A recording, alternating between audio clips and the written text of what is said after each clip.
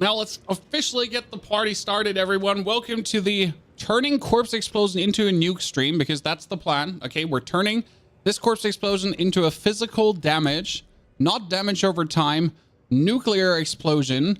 So our goal is to get the maximum out of this. We can actually strike unliving energy, so this one we don't need. We get everything out of Bone Spear as well. We have to go into Blight for the bonus damage. Yep, 15% bonus damage to our corpse explosion, so that's sure. We have the Hoot Flesh going on. We don't need a basic skill. We need all the points in corpse explosion with the physical corpse as well. And don't forget, chat, okay, like right now, there's a bunch of crazy things. So 130% plus. Yes, 130% plus. 39% plus to corpse explosion. But that's not all of it. This is 130 and this is 39. But one thing you forgot is that corpse explosion deals 8% increased damage to enemies that are slowed, stunned, or vulnerable, and it stacks. So we're getting 39, we're getting 39 or 40%, 130%, and then you get another 8, 8, and 8. 8, 8, and 8. If they're stunned, slowed, or vulnerable. Just like that. Straight up. Boom. Okay. So that's already like pinnacle putting things together. We keep our Blood Mist, probably. We would keep our Decrepify. The double curse only hires shadow damage, right? We're just trying to like get the most out of this. The double curse, I think, only hires sadly shadow damage. Yeah, it's only shadow damage. Arrgh. Sadness. Okay, we get our corpse tendrils, and I guess it wouldn't hurt to max out corpse tendrils as well, but it wouldn't do much. These are useless. This is kind of stupid because it says bone scales do more damage. That's useless, and this wouldn't do anything because it's only bone scales. Our bone storm would hire the critical strike chance, and this would be useless. So what I'm thinking about, in order to hire the damage even of the physical corpse explosion, I think we also need the Shadow Blight key passive. Because if we take the Shadow Blight key passive, okay, if we take the Shadow Blight and we get another 120% bonus damage, then we would get 120% bonus damage from the Blight into the corpse explosion that already gets, you know, the 130% plus the 120% plus the 40%. I think that might be the way to really make it the highest. Correct? Did you forget Evernight for your robot? I don't have Evernight. I don't have Evernight, sadly. So we'll have to deal with using the Ring of Sacrilegious Souls. Right? That's even more corpse skills now. So that is you automatically activate following. That's another 3 ranks to corpse skills. That brings us up to 12 already. So that's pretty good. And especially these 3 more ranks. So we're at 147. Without the ring, we're at 126, right? And then we get another 21%. It's a lot. Now we need another 3 ranks from the amulet, but I don't think I have I don't have an amulet with ranks into corpse skills. 2 ranks into corpse skills. Evulsion passive. 2 ranks into corpse skills. I mean, it's what I have. 2 ranks Evulsion passive. Ranks into corpse skills and amplify damage. Oh, yes. Yes, yes, yes, you're perfect. You're perfect. Macabre also works. No, corpse and corruption. Macabre doesn't work.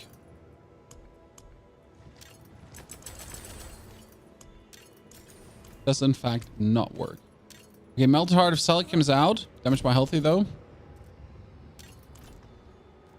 Oh, the Blizzard build, Michelle, is going to come soon. I'm going to sit down tonight probably to at least create the mobilytics for you because I've been slacking there a bit. So my apologies. So that would be the corpse skill thingy, skull in there. Okay, that is now with another 3 ranks. We got the 15. We need a pans now. So that's my problem. So that went from 147 to 168%. So our base corpse explosion is 41,000. That's nice. 41,000. This is pretty good. Pretty good. Also Godslayer. Actually, Godslayer. Would make no sense to not play Godslayer in this build, right? Yeah. Let's see which one is better. This has a better cooldown reduction. Same max life. Slightly better. No. This one is good. You can actually trash this one. Okay.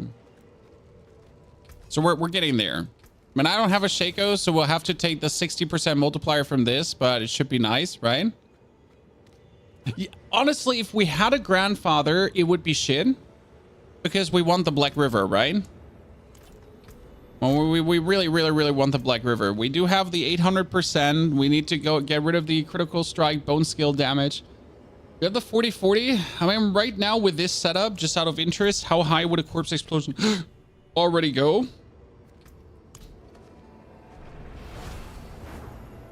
Let's see how high we can get this already.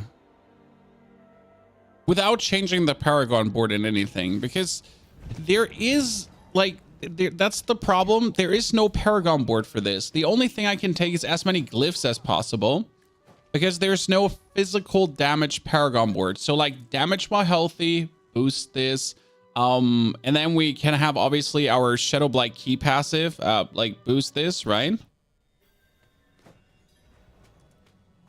How you doing, Viking? Very good. I mean, trying crazy things today. Like I've literally never played. I have not seen a single creator make one of these. Okay, we made this. We have automatic corpse explosion happening for. It's hard. Oh, millions, millions, millions. Chad, look, when the corpse explosion crits already, it's just doing millions. Like 3 million, 2 million, just like that.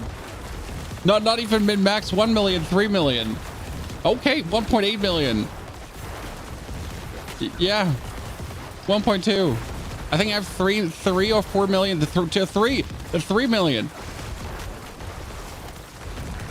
The 2.5. just out of like, see, this is what I mean. This is just out of the house. We didn't even min max this yet, right? We just put the things together and we're like, what would happen? The aspects, they don't make any sense. I don't think we even have Grasping Veins running right now, correct? Without Blight? I mean, we have the Blight for the 15% damage multiplier, so that one is working, Ultras. We don't have Grasping Veins, so we're missing a 60% multiplier right now because like we obviously can have higher our critical strike damage, so we get Grasping Veins.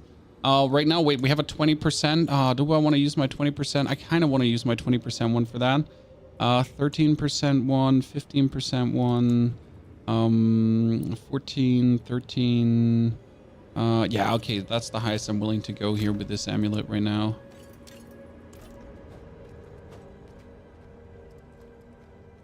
Is there any chance to play with you? We do often invite the community to do certain boss runs with us. So if I get the materials today for Duriel, we might do some Duriels or some Malphas with the community. I think I'm actually going to farm some Malphas materials because I want to do some Malphas with the community. So we'll do that. And then we'll do some Malphas runs with you guys. Can you simulate a Bone Spear setup with Grandfather, Melted Heart, and Starless? That will not really work, Death by Toaster, but you could look at my latest YouTube video. That actually is running Melted Heart, and you could easily put Starless, Shaco, and Grandfather in there.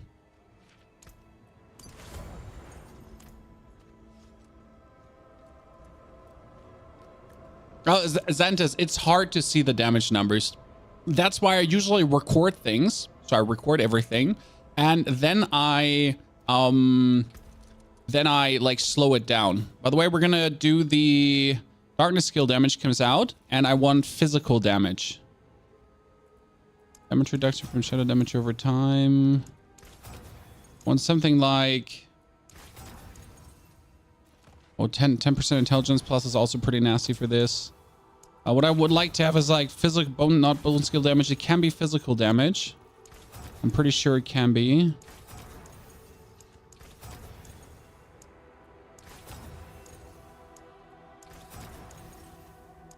You know what? I'm taking that 10% intelligence. Is actually max roll currently. Pretty nasty. So, like, chat, you saw the 3 million, right? Can I blow your mind? Nothing else, just your mind.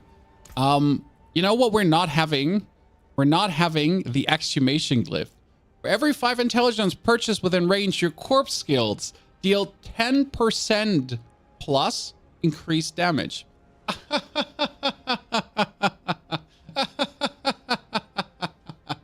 Unlimited power. Yeah, we haven't even used that one. So we are 3 million damage without even taking the basic thing to go crazy. What's the best boss for Flicker Step? Duriel. These poor corpses. Yep, poor corpses. Now let's see what we can do. We need to put our offhand away. I mean, I need some spaces for my equipment. And yes, my boxes are atrocious. I'm sorry, chat, a little bit. I'm a little bit sorry. My boxes are currently atrocious. I need to sort this whole shebang. It's a bit of a mess. I mean, we're not just simply trying also to get the maximum damage out of corpse explosion, right? We're trying to make it an actual build that makes sense. So not just like throwing things together. Good. We got the corpse tendrils. We got the Black River. We got the Ring of Sacrilegious Souls. We need the Shadow Blight key passive. So this is what's missing currently. I need a ring that I could put the Shadow Blight key. Nah, we have a problem. Fuck.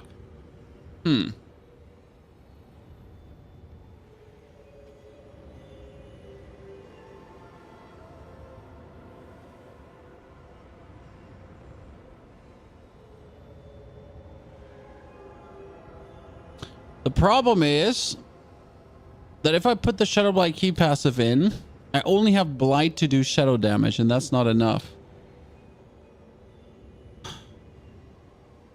Fuck.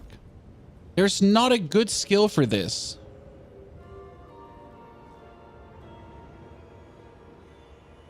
Right, so I can do the Shadow Blight key passive, correct? To do just some shadow damage and try to get the 120% bonus. The problem is that everything will die too fast for this to work, even bosses. So that one is out of the question. But the Ossify key passive is also out of question, as the Rathamus Vigor and the Callan's Addict. So each of them is out of the question.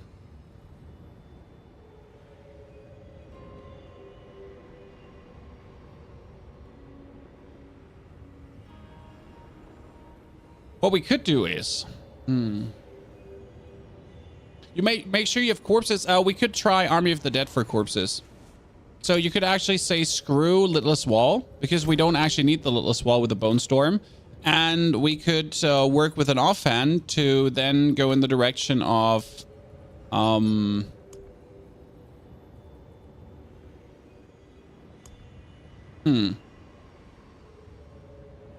like this. I could use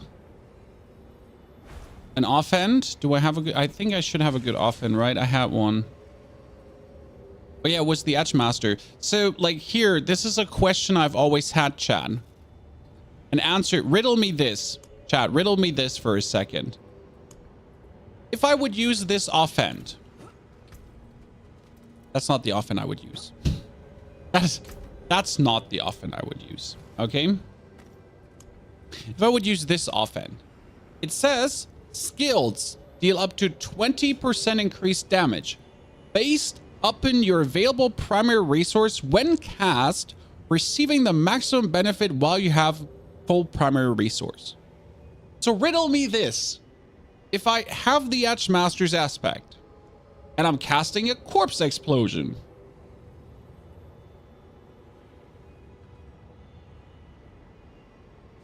I mean, yeah, correct?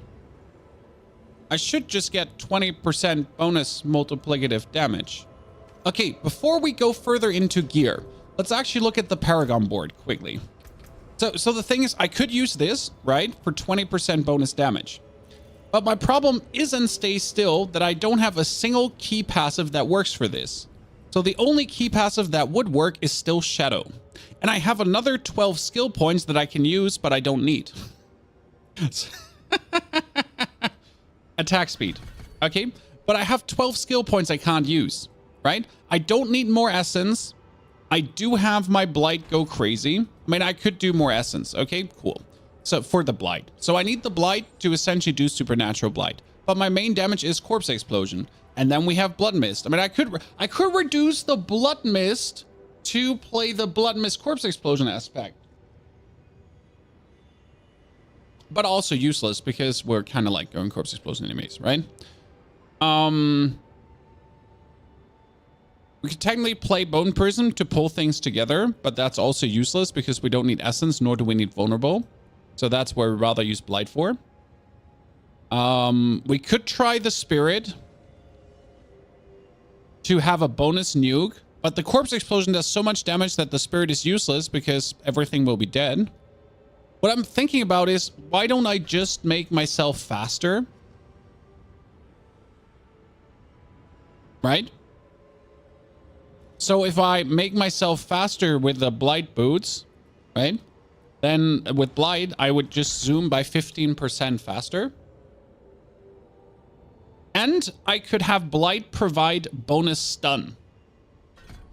So technically, I could stun for 3.323 seconds with Blight.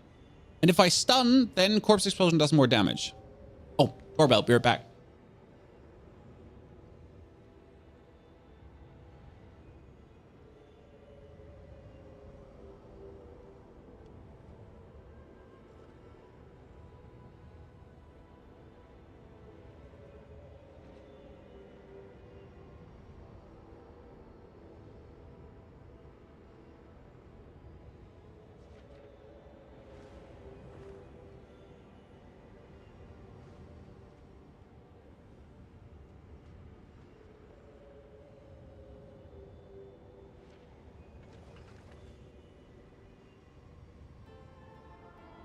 Stun will be good for bossing. I think so too.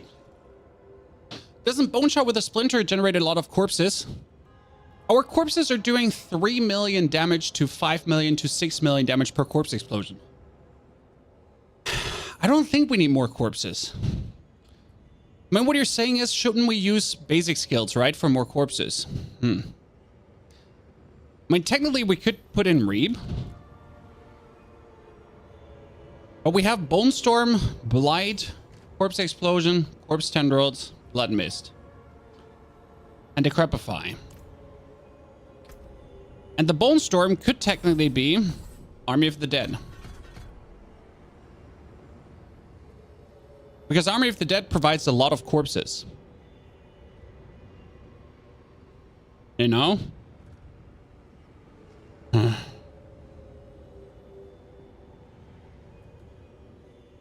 Does the Construct stack Shadow Blight key passive?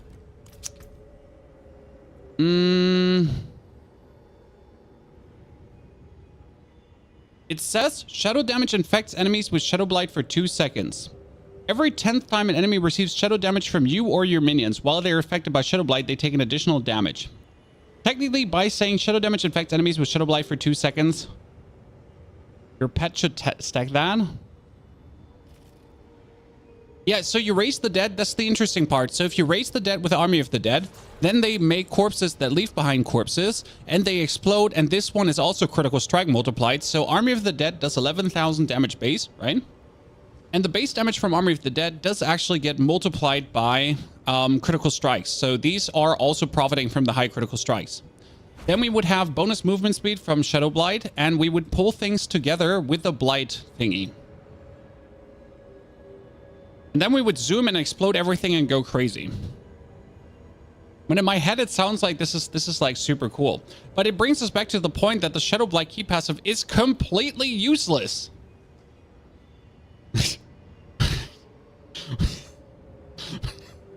And we wouldn't need it. I mean, right now I would think about just maxing out Corpse Explosion so I could also just go in with my Blood Mist and just Blood Mist around a bit, just as the full YOLOs, right?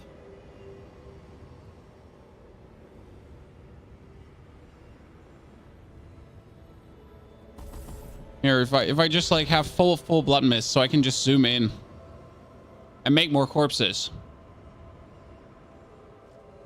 If you can stand still with your corpse explosion, you can get another 30% multiplier. Yeah, but we're thinking about playing the offhand.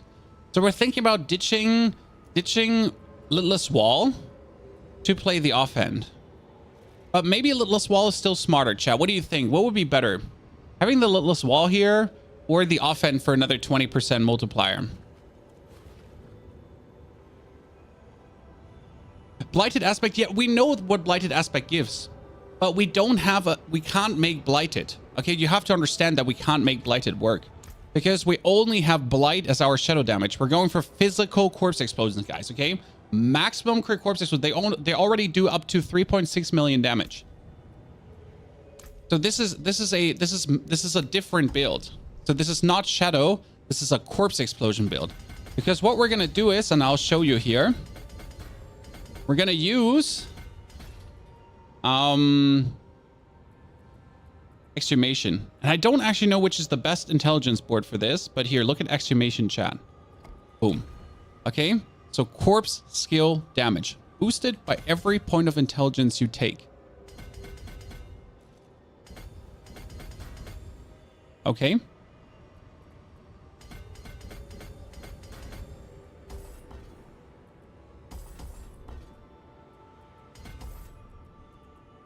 Point of intelligence might be too greedy. So we could take 65 intelligence. That's actually not a lot. I know there's more somewhere else. So that one doesn't make sense to take here. I was just spitballing here to see if this one would actually make any sense. For this one, it would still be better to go for Corporal. Corporal is bonus physical damage. So that's straight up boost to what we're doing. And it would also straight up boost the damage in general. Okay? That one would boost. Then we obviously need Flesh Eater, correct? Flesh Eater is a safe boost that does more damage to elites and bosses. And it also gives us more critical strike damage. So that one boosts it too, plus the 40% multiplier, correct? Safe call. In this one, we would also get critical strike. So you can see there's a lot of critical strike here. We could opt in to actually take the Essence Glyph for more critical strike damage, but it's only 39 and I kind of like it's 44. So you can take a maximum of 44 here if you wanted to. So that's also like the maximum you can get out of this, correct? Then you would go into Cult Leader. We need to go into Send of Death because Send of Death, again, critical strikes, right? No questions asked. There's more critical strikes for our bone skills. Again, more critical strike. Fantastic. And then more critical strikes again. There is a lot of intelligence here. Like 1, 2, 3, 4, 5, 6, 7, 8. 8 nodes that you could take easily. Also the point, you could take them easily without much of a hassle.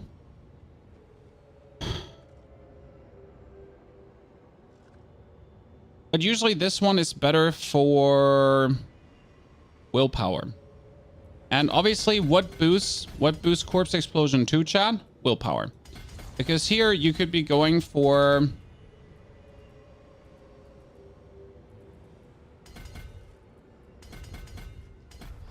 the Imbiber Glyph. And that would be damage while healthy, right? Huge boost. Damage while healthy, boost this as well. Set. Now, I mean, the Bone Graft board problematically has nothing for you. Like, all the other boards have nothing for you but intelligence. So the actual Shadow board, and that is something it has, does have damage to elites and damage to shadow damage over time affected enemies. So this one is a surprising super boost because we're doing more damage to enemies affected by shadow damage. We do that with Blight, correct, guys? We don't do more shadow damage over time, but we do more damage to enemies affected by.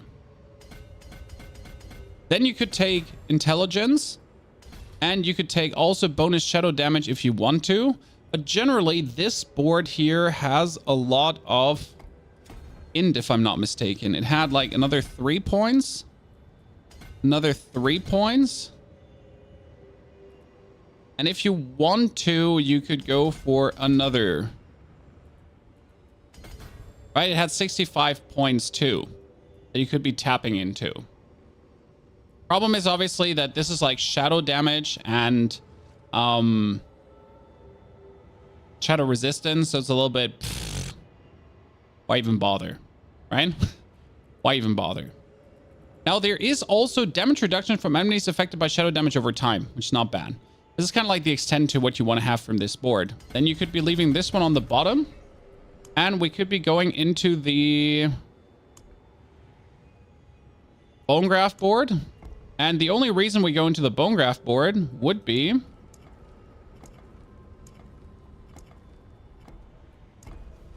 to get the exploit glyph in, because that's more damage versus vulnerable, correct? And you can take this and go out of the board again. So another glyph is activated. I think for this build, you just want to activate as many glyphs as possible. I just don't see a single other scenario where what you're doing. Just get as many glyphs. Oh no. Oh no. Oh no. Oh no. Things get interesting because I forgot something. Chan. There's another damage while that I completely forgot. And that is damage while fortified.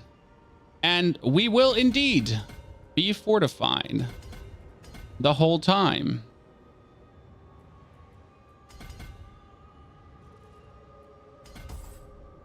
Makes it look less ugly. How much is that? Oh, we need to rip the essence out here. The essence back there. That's 49. That's actually better because then we can save points here. And we could play there the sacrificial, which gives us bonus damage. Yeah. That would give us bonus damage for his elites. Oh. Yeah, like so you notice we have 1, 2, 3, 4, 5 glyphs activated, but we're not done. We could get a 5, 6. We could technically get a 7th glyph activated, chat, but is there one that makes sense? So we haven't taken dominate. Dominate is useless. Control. Yeah, we can take control and amplify. So still amplify is also bonus damage to enemies affected by curse skill. Control is slowed or stunned. I think there's nothing else, right? Blood Drinker, Darkness. Darkness just hires our minions, deal more damage to shadow damage affected. Golem, Gravekeeper. Gravekeeper was deal increased damage up to for every close corpse. So we consume the corpses, so that doesn't make sense. Damage reduction against close. Damage reduction for more fortified. We could do more damage while fortified. Huh. Chad, for every 5 willpower purchased within range, you deal more damage while fortified. And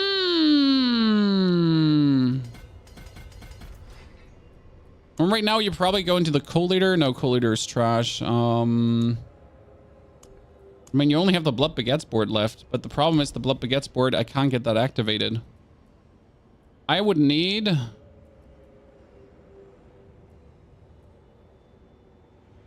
I mean, Darkness probably makes the most sense whenever you or your minions deal shadow damage to an enemy. That enemy deals reduced damage. Scorch, probably. Gravekeeper. Increased damage between... No, Scorch. It was Scorch, right? Tutorial. We have Scorch already leveled up a bit? Now Control. I said Control. But in order to get Control activated, I don't think I have the points. If I put Control in here, that would give me 20, and I would need another 6 points to just activate that right now, and it wouldn't be that optimal. Let's see, can I splice some points somewhere? Where did I waste some points?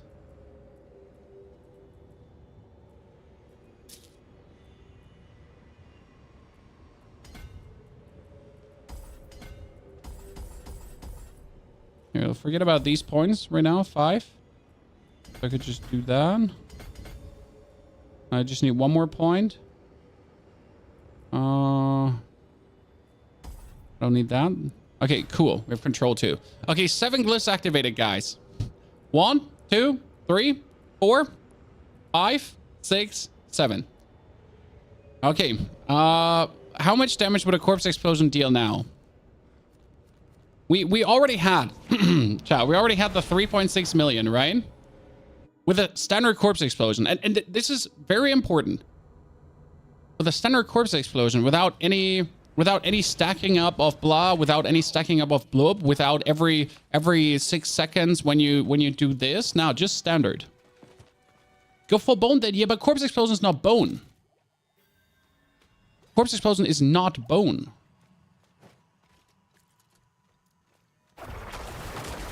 Here, we'll make some corpses. There is just a random 2 million, 5 million. I've seen a 5 million, Chad. That 5 million, yep. Just 5 million coming out there. 3 million, 6 million, 7 million, 4 million, 7 million, 10. Did I see a 10 million? Or was it 10,000? I'm not sure.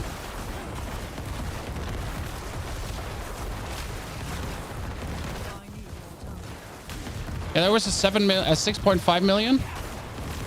8 million overpower. So just like this out of the house, right, Chan?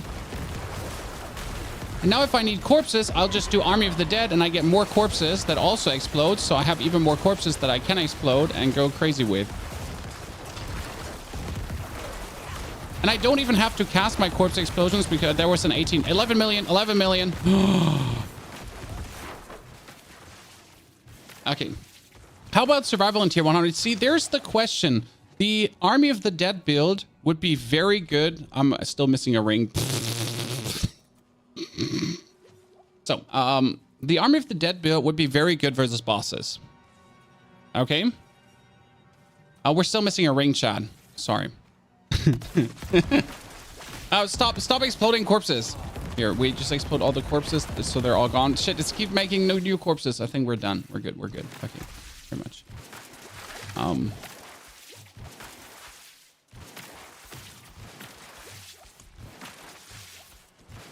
I don't actually know what kind of like second ring aspect you want. You know what would be good? The Starless Skies would be good. But I don't have a Starless Sky, so that's kind of useless. I need something that gives me critical physical damage and critical strike damage or something in that direction, you know? So something simple.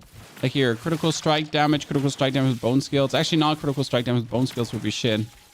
Critical strike damage, cold damage, no any fizz damage. So the critical strike and vulnerable damage is good. Okay, bot, you're annoying.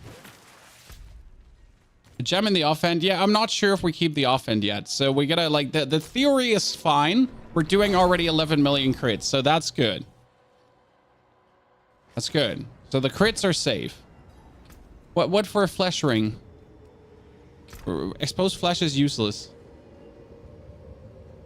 Okay, we need a ring. Shadow damage over time. But like I have a lot of these rings that just do things. Like I just picked them up for the critical strike with bone skills, no overpower damage. Critical strike chance would be good because we need like a maximum of critical strike chance as well. I'm currently only at 20%. That's actually weak, and that's why we might actually get Bone Storm back, Chan. Right? Ring of Elements for Fizz? Nah, that's too random. That's like not always working. And like just gonna go around and I'm gonna like that. We definitely need critical strike chance on the ring, so that's not a question. I need a critical strike chance right now. When we have this physical damage, maximum life and essence. So this one is technically my perfect ring here. Chance, physical damage, and like it just makes everything higher, right? Lilith and a sword? No, Black River is a must.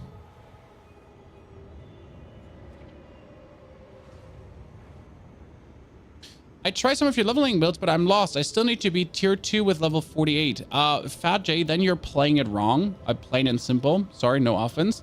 If you're struggling with a summoner build, you should go here into the live stream, and you can literally check how I beat the capstone dungeon at level 35. This one here is the first stream of the summoner, and that's where we just knocked out the capstone dungeon without even struggling. Like it was just like, and I didn't have any aspects, Fat J. Wasn't doing anything crazy special. So you're like most likely playing it wrong, and this is not meant as an offense. Are you running sacrificial? We're running sacrificial, yes. We still have an aspect free. Universe, thank you for that 249. Do appreciate it, brother. Stop being so nice to me. Right now, I feel like the AOD is not going to be as good as the Littlest. So I could put the Etchmaster aspect on the ring And then I could just use the Litless Wall and be good about it, Chan. Because Litless Wall is also physical damage, so it's kind of getting boosted a lot. And it might be bonus survivability in the dungeon. So I'd say we're going to try the Litless Wall back on for now. Screw the Etchmaster, but no, I actually do have an Etchmaster. But I need a higher rolled. Yeah, 17% one. I mean, just 11 million damage corpse explosion, Chad. What in the good God's earth is that? I was expecting this to be working, okay? Don't get me wrong. I was expecting this to be working, but not that way, okay? Like not that hard. Conceited, we could take Conceited, but Etchmaster always works, but Conceited only works if we have Barrier. So that's something to actually think about. Okay, we have Juggernauts currently for maximum armor. So we are essentially just maximum armored up. As you can see, we're 15,000 armor. We're actually going to be 16,000 armor. With our pants for the Barrier with Bone Storm, right? We do have our boots currently to give us movement speed with Wind Striker. But we could also make our movement speed, our boots actually be... Dan, thank you for joining as a member. That's vastly kind of you. Ladies and gentlemen, we're getting a new member on the YouTube. Twitch, look at that. Twitch. A new member on the YouTube. Do you not want to Prime sub as well? Howdy, Dan. So that means we have Bone Storm back up for the critical strike chance. We're also having the bot use efficiency, guys. Very important. Because the bot needs to give us bonus critical strike damage, right? Because if we're not at critical strike chance, because if we're not having that, we're currently at 20. So we would be at 22%, 22%, plus 20 from the Bone Storm, plus 30 from the Grasping Veins, plus 14. So we'd be at 84%. That's good. That's good. I can work with that. Okay. Now, boots could have the corpse explosion aspect. Would that make sense for Blood Mist, John? Because technically... I already have the Ring of Sacrilegious Souls. So what I'm thinking about is, I want to have this aspect. Like, look at it, Chad. Blight. Because if I now have the Blight aspect, not the Shadow Blight Key passive Blight aspect. I mean, we could put in the Shadow Blight Key Blight aspect, but it will never trigger. What I was thinking about is Blight's defiled areas pulls in. So what I'm going to do is I'm going to throw in Blights that actually pull in things, and then I'm going to zoom, and then I'm going to throw in Blights that pull things together, and then I'm going to Blight pull in things together. Rabbit and Sirius, there you go. 3 months and the brand new sub. Very appreciated. Happy to have the Diablo crowd support. Okay, now we do this. See, and this is why I still play Diablo. A lot of people still ask, why do you still play Diablo? This. Sitting around with the chat, coming up with very silly ideas, and then seeing if they work. Right? Because it's super fun. I do not have Varshan materials. Figgity fuggity. I have Lord Zier. I just would like to see how fast we can kill a boss. Does the Champion's Demise have a boss? Champion's Demise has a boss. You could do Champion's Demise. Okay, let's see how well this would work, ladies and gentlemen. Have you done anything with Thorns this season? I have not done anything with Thorns this season, and I am not planning to ever do anything with Thorns, ever. Okay? I will rather die than do anything with Thorns. Okay?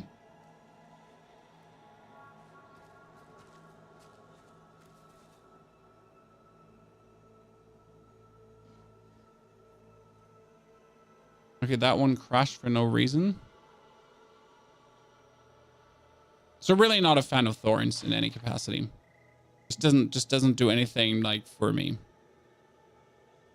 Right before my next video, Ruse, no, Ruse, no.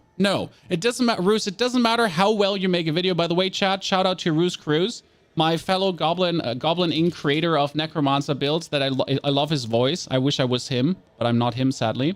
If you're looking for also good necro builds here, like advertisement for friends, there you go. They also have good other stuff. And they recently, I don't know how they got this equipment, guys, but they made a Bloodlands build that does 42 million damage because they got all the multipliers.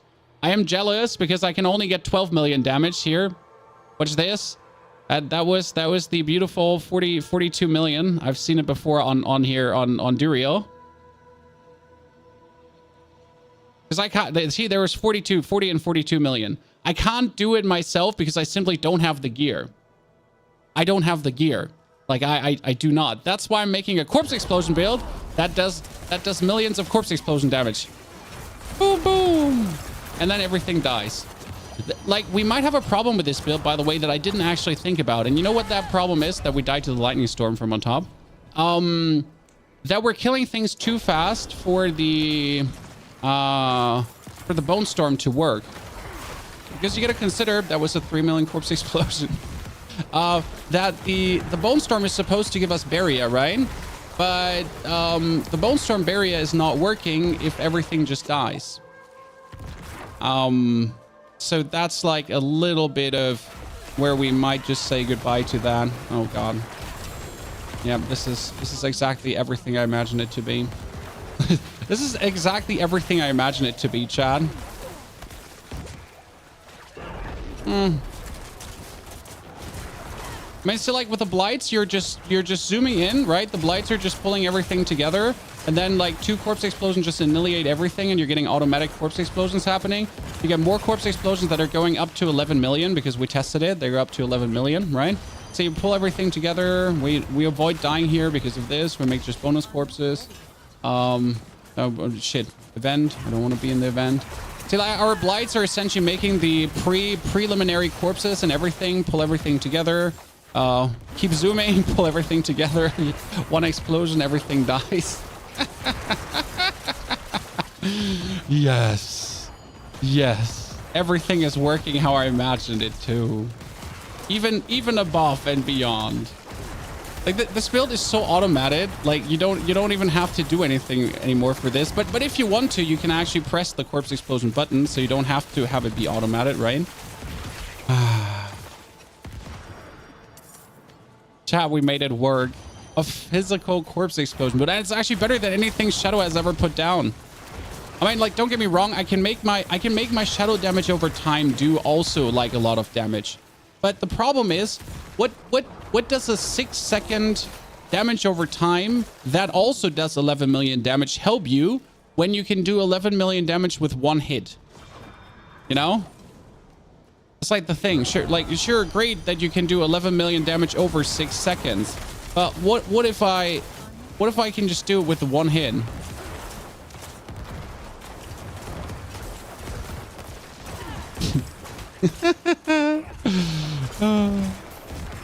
By the way, I love the pull together and then the double pull together with the 10-year-olds. Like, you pull together and then you pull together again. Bullying. This is cyberbullying. What aspect are you running on the boots? We are running the void aspect to pull things together. I think this is almost mandatory to have things pulled together. Also, we're getting bonus movement speed for doing shadow damage over time. Oh, by the way, don't forget our skeletons are actually walking to the enemy. So our skeletons are not like, it doesn't matter where I corpse explode, they chase. They chase the opponent down, ladies and gentlemen. We have 17,000 armor, 20,000 life. Yeah. They're helpless, honestly. And this is like a normal dungeon with a lot of space, right? Imagine this now in a vault with like limited space where everything is like clustered together. Oh, did I mention we're fortified too the whole time? Yeah, we're fortified as well.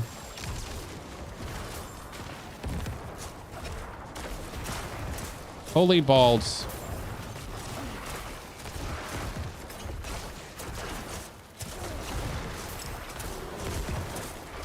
I mean, actual cyberbullying going on, chat.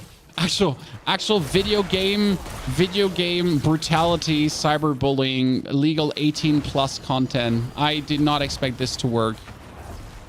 I mean, not this well. Like, I did underestimate like how high you can actually push this.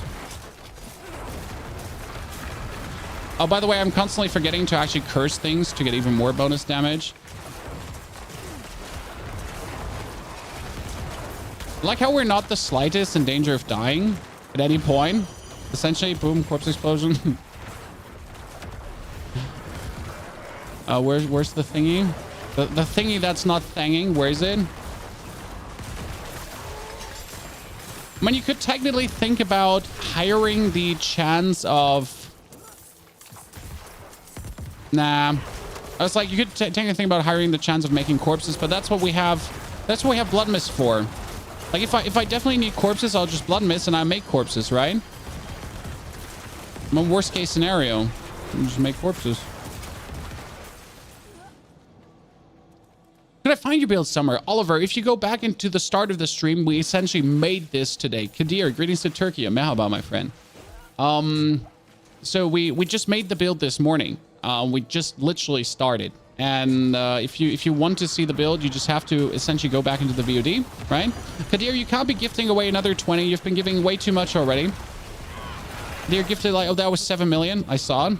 Jeez, robbery. It's another 20 gifted on the YouTube, ladies and gentlemen. Soon our YouTube members will surpass Twitch. Crazy. Ooh, okay, now let's go, Chad. We blight him to make corpses.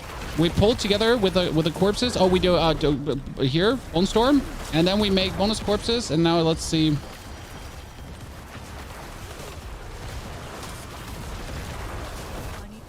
Yeah, it might be that we essentially end up with like not getting the maximum benefit of the corpse explosion in a boss fight. So for boss fights, AOD would definitely be better. You can see that, right? I mean, we get the corpses, we get the damage. We're not in danger of dying ever, but we don't get the fantastic damage that we get in the dungeon, because obviously like there's not enough corpses yet, unless I do the crazy thing to swap over to AOD. That was a 5 million corpse explosion on him.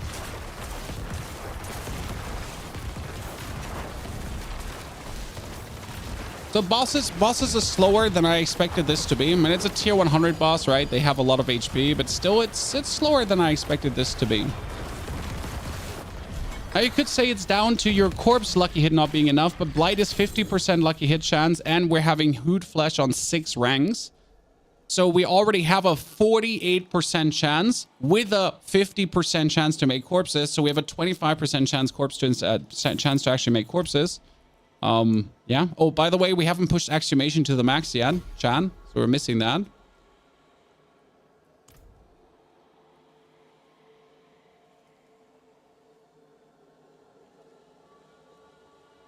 Just watch your new video. Thank you. I'm happy you actually enjoyed the bone video. It was like, I really liked that one to take Bone Spirit to the next level. Let's do a vault.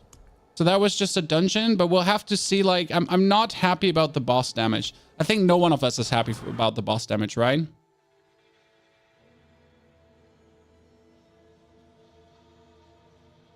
So that was a bit, But I do believe if we would swap to Army of the Dead for a boss fight, that would work. I'm just loath to recommend that, because usually it's like, oh, and when you enter a boss fight, you just have to change these 3 skill points to do more damage. Would you be okay with that, chat? I'm asking you as the people who are supposed to play these builds.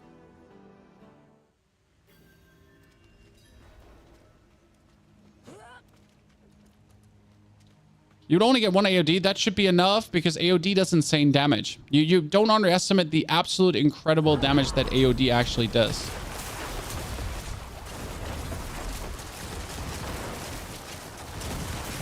Everything dead. I like these ginormous corpse explosions, just really tearing everything into pieces.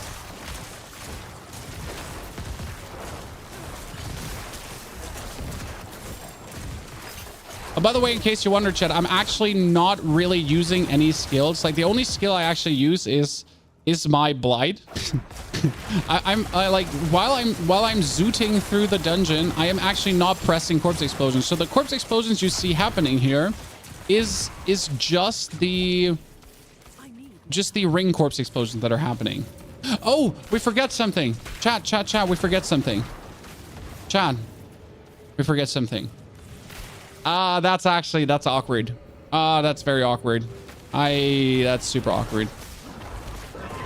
So I forgot 4 ranks on corpse explosion on my pants.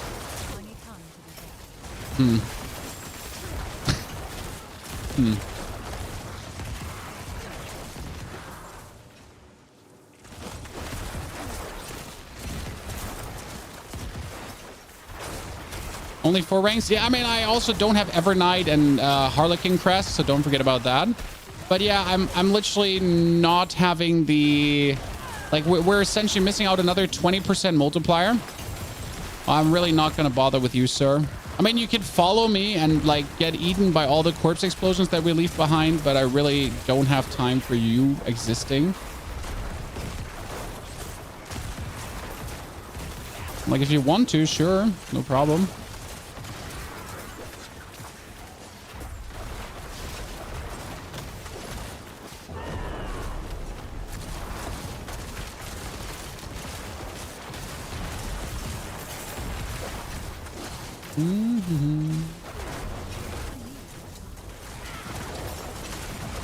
Now, against a boss, a basic skill could be good. So we could technically get rid of Blight, and instead of Blight, you could be using... I mean, Blight has a very high lucky hit chance, right? But what if... Oh, Nathan, thank you for gifting 5 memberships. Nathan, that's very kind. Holy. GG. I love to hear that. So what we could do is, guys, we could, instead of Blight, use Reap. I wouldn't like that because we would lose the pull together of Blight. And you notice how strong the pull together of Blight actually is, right? Because we're essentially like pre-pulling everything together for the corpse explosion to be strong. Problem with all the builds is making them work on non-season. No, not really. You just have to play them different and less efficient, Jacob. The thing is, like, obviously, like, all the builds are optimized for season, but then if you play them non-season, you essentially just have to, like, work around the weakness that we iron out with a seasonal mechanic. I mean, this build, for example, is like 1-to-1 available off-season.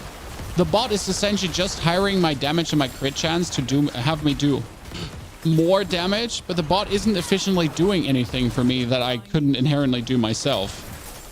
I mean, I even have resource support running right now, and I don't need resource support. I mean, let's be real. Why am I even having resource support running, chat? So, Vault End Room, ladies and gentlemen. With a corpse explosion build, I'll just sit in the middle.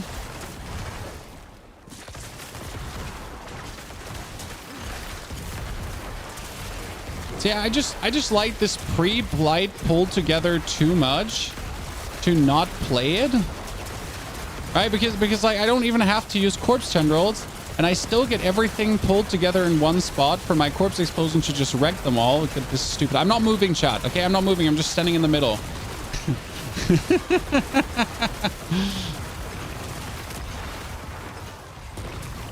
Yeah. We stood AFK in the middle. That's it. So there's dungeon gameplay.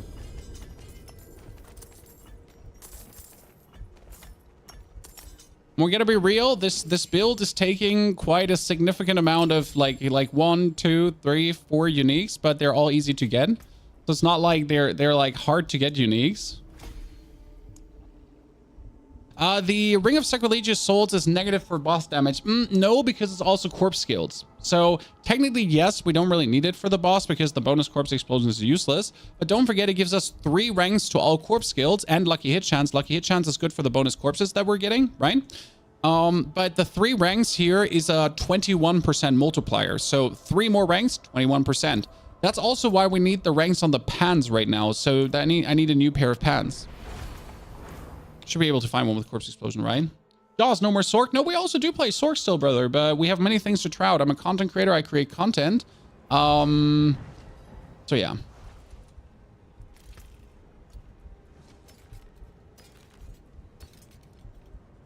And that's where we need to try new things. I mean, we can't just be hogging the same. Oh my, I'm still running the shitty chest. I'm still running that shitty piece of chest armor. That's completely ass. What I'm looking for right now, look at the chest. It has physical damage plus, that's great.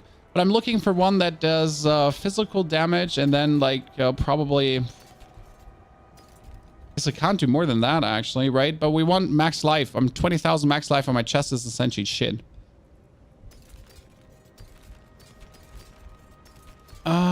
We could do Decompose. Can chain burst up to 2 additional targets. Decompose spawns a corpse. It has chance to spawn a corpse under all afflicted targets. So we could technically use Decompose to make more corpses instead of using Edgemaster, for example.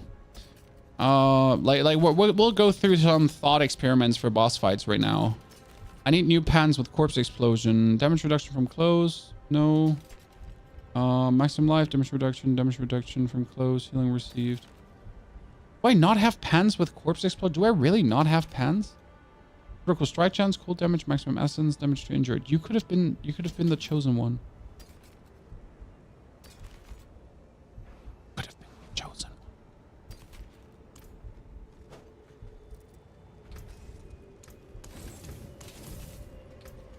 Necro has so many build varieties. It does.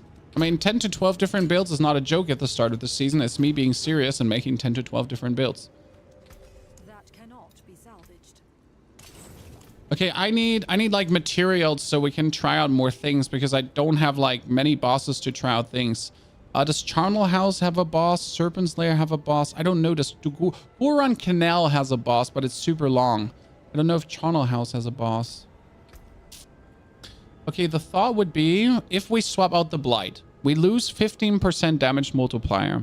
That's unacceptable. We could use the Reap, and the Reap would make a corpse every 4 seconds.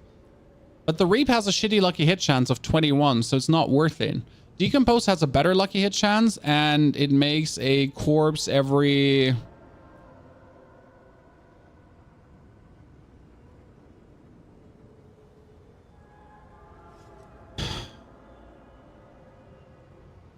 .5 seconds. But I would lose 15% damage. But 15% damage of nothing is nothing.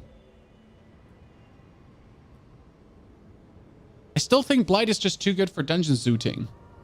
What aspect is on your boots? Currently the Blight defiled area pull in because you see me throwing my Blights and pulling things together. You know? Why don't you enchant more often the gear you want? I'm lazy. So why am I not rolling so much? Because I just can't be asked. I don't stand the physical pressure to do this. it's making me uncomfortable. Like rolling and losing my materials. It makes me actively uncomfortable in every singular way. Like I'm just rolling these away, and I'm just like I'm like, oh, I hate this. You know. Don't need to pull things together. You see half the screen. It's not about the pulling things together. It's also about the 15% bonus damage if they stand into the blind. So if you hit them, pull them together, boom, you explode, you do the damage. It's just like a convenience thing of getting really the whole room, right? A Reap hits more corpses. Yeah, but we don't need more corpses while zooting. We need more corpses versus the boss. So right now it's like the question about the boss. My favorite playstyle element is really the minion playstyle.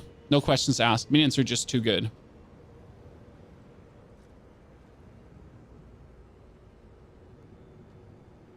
So the question is rather just a simple, how do we get better against bosses? I mean, we could also just put in like, okay, you know what? I mean, that's an easy answer. We just take Decompose as our standard basic skill. That's it. And then in a boss fight, we swap Blight for Decompose.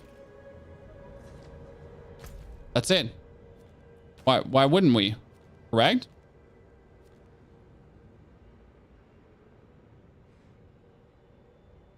Isn't that the solution? Wait, let's do Charnel House and hope that one actually has a boss. I really don't know.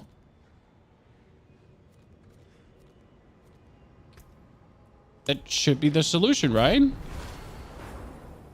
just finished 40 Duria runs still on Harley. Nathan, stay strong. I have done 40 Harleys in total. Wait, my wife has written me a message. One of my daughters is really ill, so I need to check this. Because they're at a friend's house, because either she's going to be like, you know, whining here or at a friend's house.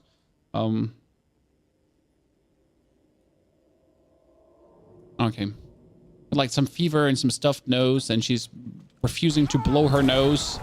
You know, when you know your child would just have to blow their nose and all their problems would be solved, but they refuse to blow their nose because it's too hard. Children. Wait, this one doesn't have... This one doesn't... No, this one has a Malice. I'm not sure if this one has a boss, Chan.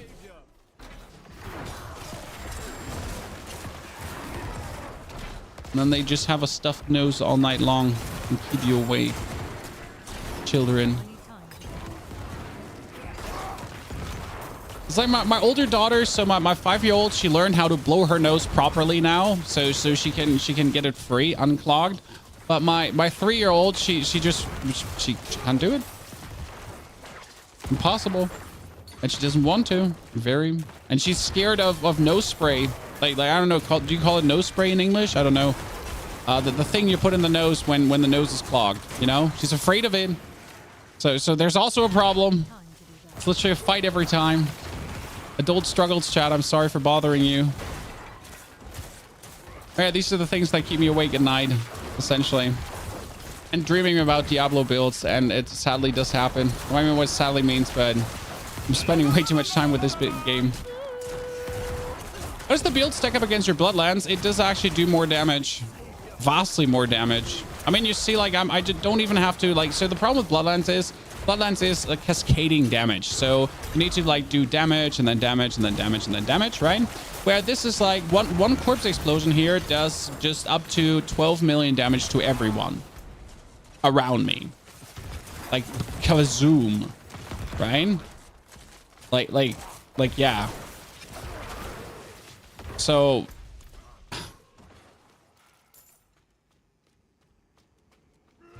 my 2-year-old loves using the thing you attach to the vacuum cleaner and suck out her nose herself. Yeah, I think we gotta like find a solution in that direction as well, because she's being stubborn,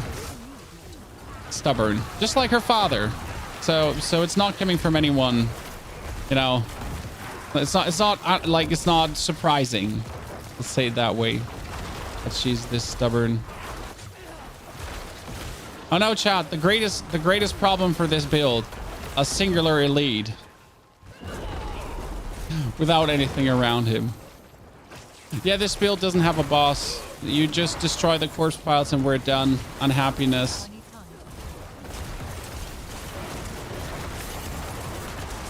See where I'm though very reluctant to drop the blight. It's just too good for, see, like I blight everything together, the blight instantly makes a corpse and they die. Because this is kind of like how it works. Like you blight them, and blight instantly starts creating corpses, and these corpses start exploding, and these corpses then start also doing like incredible amounts of damage. And that's kind of like the whole process of how the build actually like does do like the whole zooting over the map. Because else you would be kind of like decomposed, but I would have to stand still to decompose, but I don't want to stand still, right? I want to just keep like walking and doing my skills. And that's where the blight just comes very comfortable in to like do this, the pre-pull. Now you could say we could hire shadow damage so the blight would do more damage, because we're essentially hiring physical damage and we're using a shadow skill. So why not just use bone spear, Chad? Since we're anyways pushing physical and shadow damage, you could say, why not just do bone spear, which would give us 15% less damage on our corpse explosion.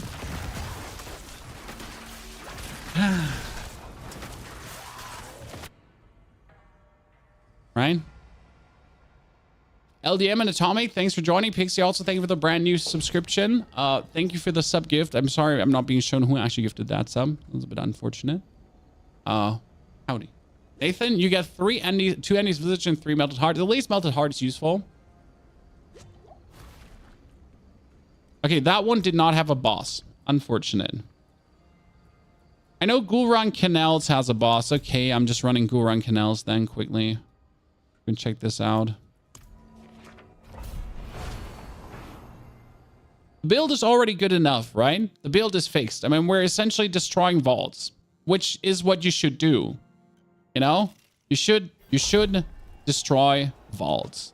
It's the one thing that is... No, wait. This is Ghoulrun Canals. I don't know if Ghoulrun Canals has a boss. No, Ghoulrun Canals does not have a boss. Oh, no. It doesn't. This is not Slums. This is the other one. That was a 14 million. In a dungeon. In the real, Chan. Not in the Petri dish.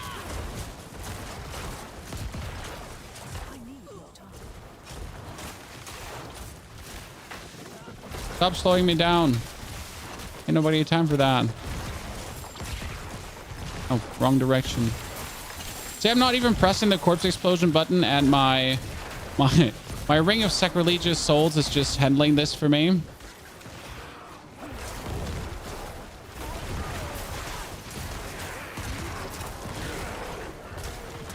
I don't know why I still play the curse. I mean, I'm essentially just playing the curse because the curse gives me bonus damage against cursed opponents. I mean, we could technically cut the curse out and use curse and use blight and reap and just play without the curse, but the curse is free bonus damage and free damage reduction and slow and kind of everything. So yeah. And we also do need the slow. Why do we need the slow, guys? Because slow is more damage for corpse explosion, multiplicative. It's actually the interesting part about how physical corpse explosion works, that it gets more damage the more you... Oh. The more you put everything together. The Gabor greetings to Hungary. Is the Arglish build good for Sorg for leveling at least? Yes, I mean, the Arglish build is insane. We just flew through the levels to like 80 or something. So that was insanity. Also, Storm Rider and Ping Paws, congratulations on the sub gifts. Happy Friday to all of you, chat. I hope you got splendid weekend plans. I'm invited to a costume party tomorrow, and the motto of the costume party was nationalities, chat. The problem is, how do you depict a different nationality without being racist or prejudicial? So we're like, hey, we could dress up as a French and just run around with a baguette and a beret. But it's kind of like, you know what? That's really like, yeah, questionable. So, and end of the day, I told my wife, come on, we'll just get piggy costumes and we'll go as that Spanish pig. You know the Iberico pig or the Duroc pig, and we're just gonna go as Spanish pigs. That's it. We're done. Different nationalities, guys. Check mark. No one is gonna get hurt. No one's gonna get their feelings trampled on. We're just gonna go as a special kind of meat. Only vegans can complain now, I guess. Am I just running around not even using Bone Storm? It's like, that's like kind of silly. Like, we're not even using Bone Storm. We're just going around. You could try Reapers maybe. I don't know if they survive long enough. No, Reapers wouldn't work because I would have to like boost their survival, else they would be useless. So that wouldn't be anyway. Yeah, wow. Did you just see the size of that corpse explosion that seemingly killed everything? It's just literally, if you only have one opponent, right? That you really need to get those corpses to get the most out of. But end of the day, I can just spam him with Blight until he dies. My condolences, Nick, sir. Things happen. If you could fit in the second curse. No. The second curse is only shadow damage. Second curse doesn't work. Second curse does not work. Second curse is only shadow damage. So what we need is a pair of pens now, Chan. A pair of pens that has corpse explosion on it.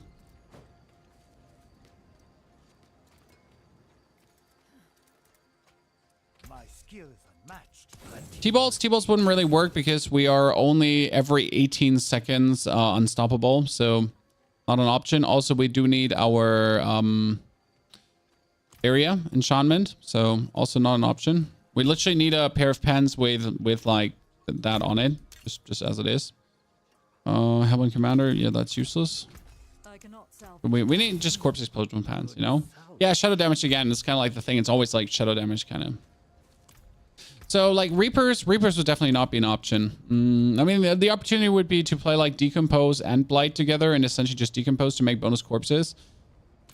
But maybe I'm just unnecessarily stressing. I mean, we could try to get the materials for Duriel now and do Duriel solo. I think that would be probably the best way to really in and out check this. I mean, the build is working, undeniable.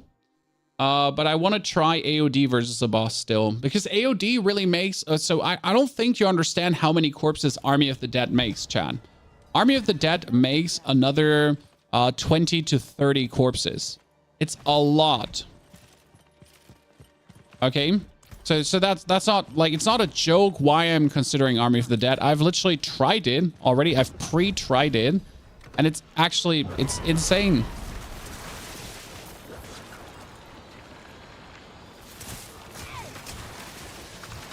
I was never sure if this event was actually worth it in any capacity.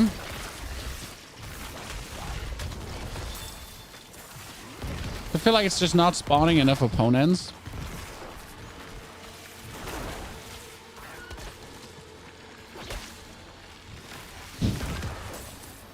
They don't even have to do anything. They just die from alone, you know?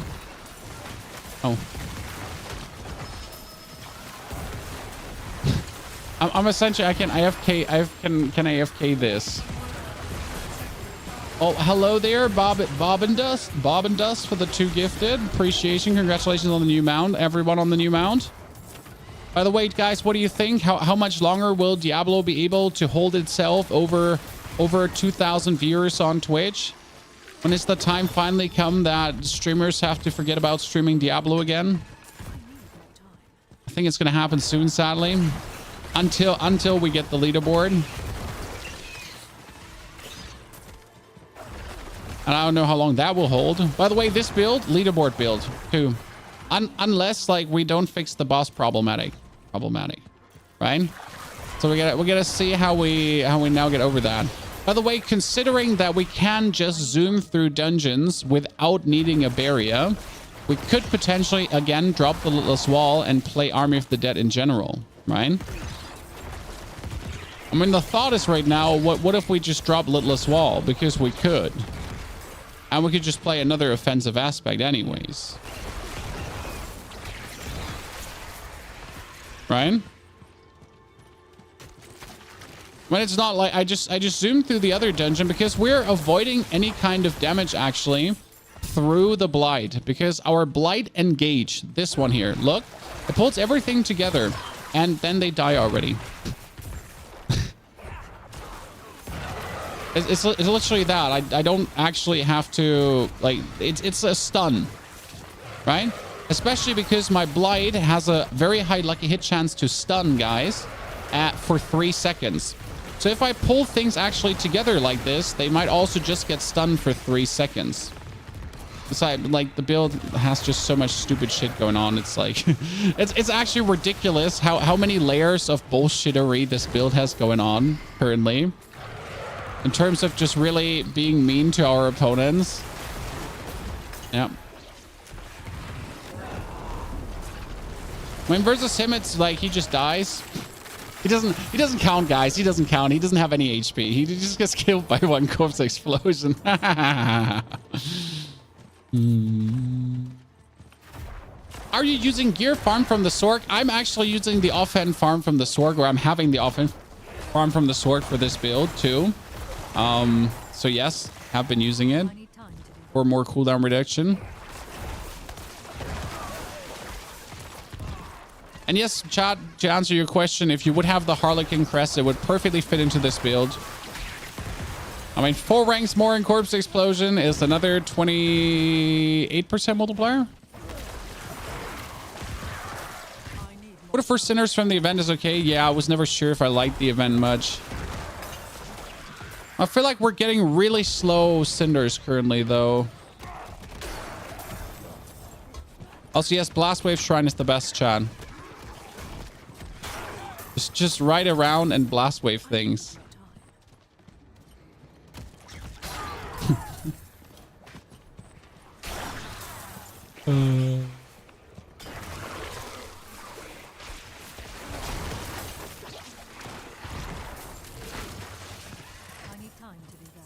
Use Evernight as well in this build. I would if I had, but I don't.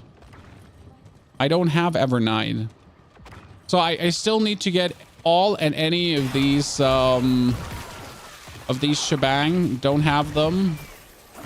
Need to farm more Malphis, and then I would use it. Yes, and it would be crazy. But the thing is that the damage is not the problem anymore at this point, right? We have all the damage in the world. I mean, realistically... Oh, realistically for... Oh, chat, we didn't think about this. But you know what we should do for bosses? We should just make a damage pad. You know, since I don't need resource support, since I don't need my bot to do anything to the opponent, I could just make a damage pad. Yeah. Just make a damage pad. I mean, I'm pushing my critical strike chance. My pad is getting my critical strike chance. Why are we not making a damage pad?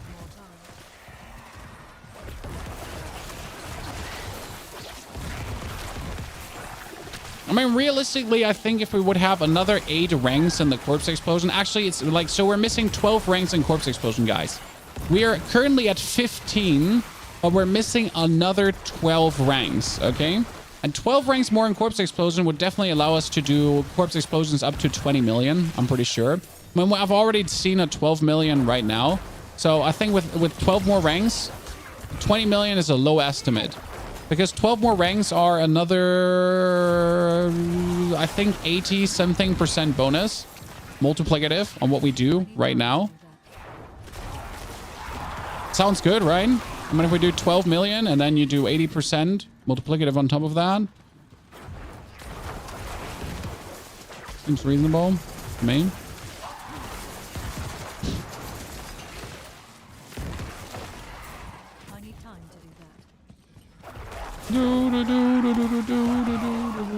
Bum, bum, bum. This is a lazy man's build. Very lazy man's. See, I double blight and then I just wait for the automatic corpse explosion to happen. Chan. Double blight, automatic corpse explosion. Double blight, automatic. I don't do anything myself. Okay. I mean, pressing that corpse explosion button, what do I look like? A pleb? Nah. Let this corpse explosions happen naturally from alone. Now, I have to say, though, this build without Black River is probably not going to feel that amazing. Or as amazing as.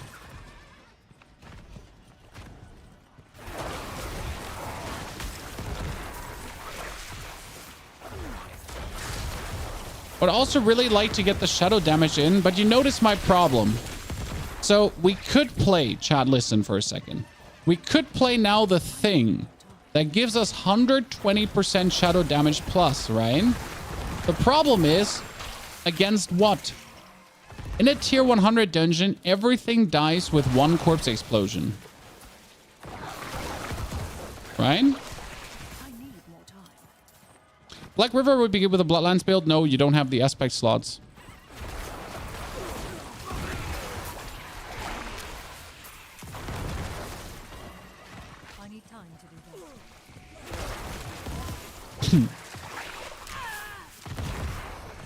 So, yeah.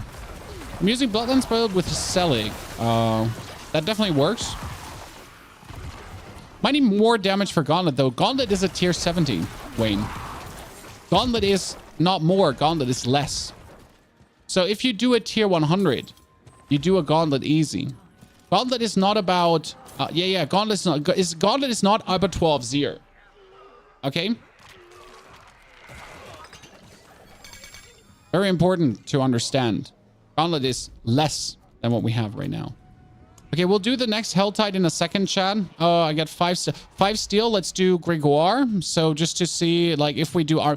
Let's do Gregoire now with Army of the Dead, okay? We would swap the skill for the sake of the boss fight. And I think it's going to take only 10 seconds and we're going to be through.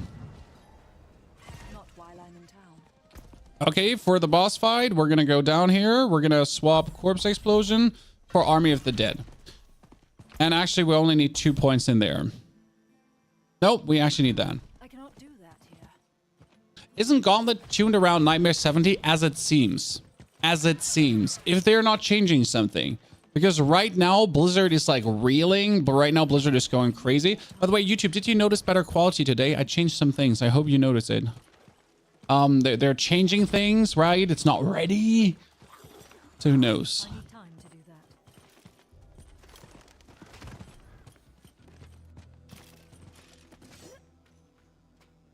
If I had movement speeds on boots, this build would be better because I could zoom, right? I get another 15% movement speed currently from my shadow skills, but that bonus movement speed on nothing because we're necro. We don't have movement speed. It's kind of sad.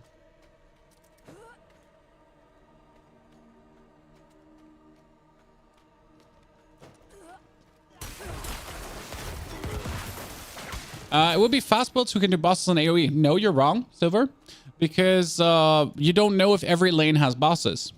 So we don't know anything about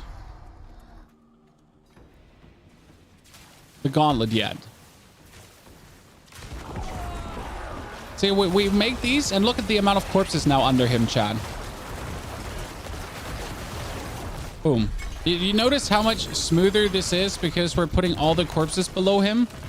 How that works with the Army of the Dead. And if I cursed, I would have probably had like the Army of the Dead also lower cooldown. Possible.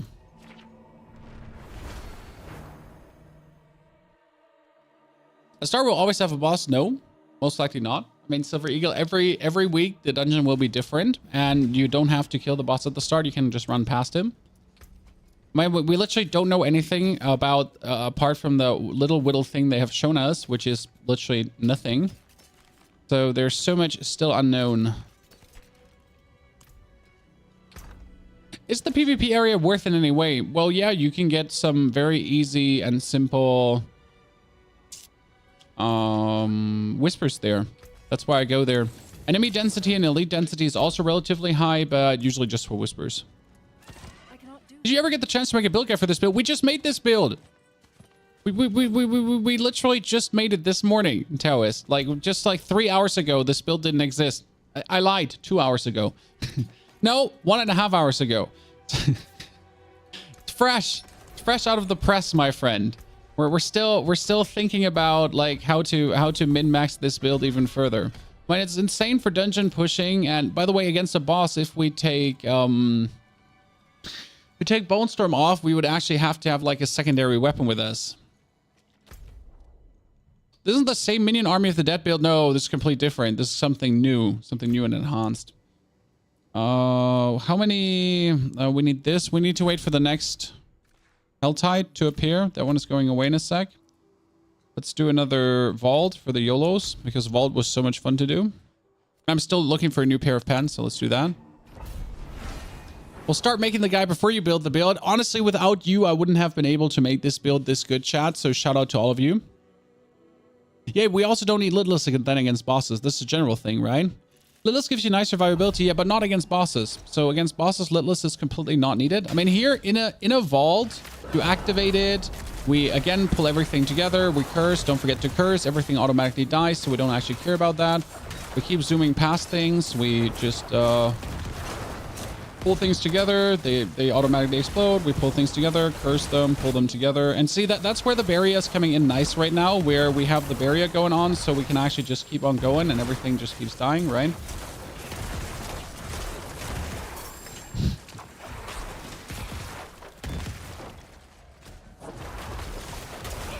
The only problem with the Littlest barrier is, again, that things are just dying so fast that, like, the Littlest barrier doesn't have time to, like, even do anything.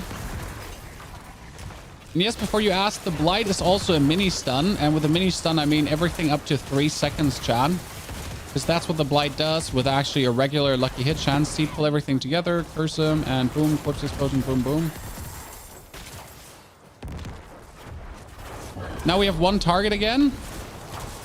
When we have one target, then we need like some more corpses to get the maximum out of this, because that's where you notice it, right?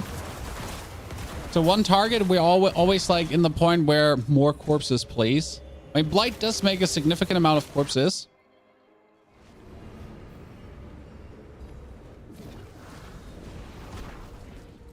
We should try one vault without. We should try one vault without Littlest Wall. My problem is that I like to recommend builds that are super tanky and simple to play, because I want you guys to not have any issues, right? I want you guys to go through a dungeon and not worry about surviving.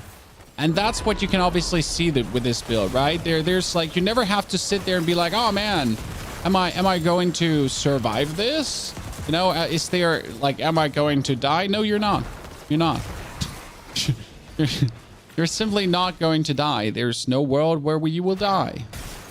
I'm sorry. You're going to have a hard time dying with this build.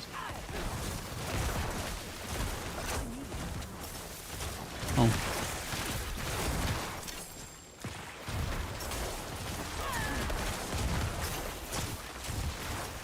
could use a 3-set offhand. Oh, I have offhand. That's not the problem. I do have a very good offhand.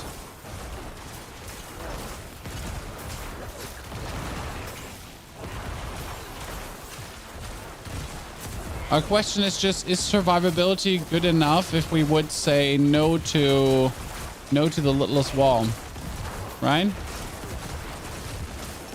And as always, what will we even play for an aspect? Because if we're not playing the Littlest Wall, then we have one aspect slot free. But what would you even play what we don't have? Like, I have tapped into most offensive aspects that make sense for this kind of build. There's not much more to take, you know? Not much more out there. Well, that's another unique ring. Cool, cool. Take it.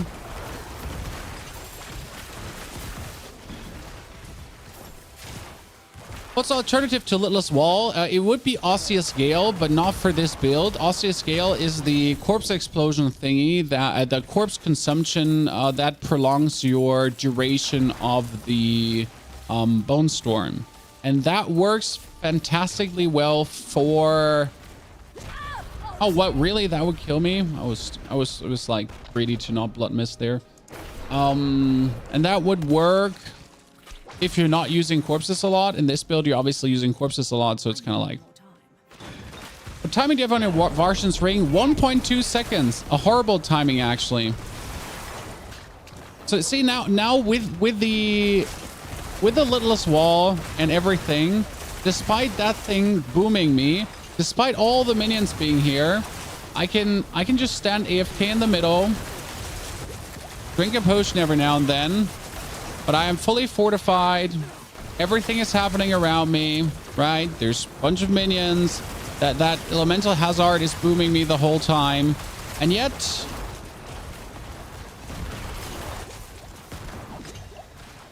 I can just stand here and eat this. Like, I only have to press my shooty buttons and else I just exist. Right? Else I just exist.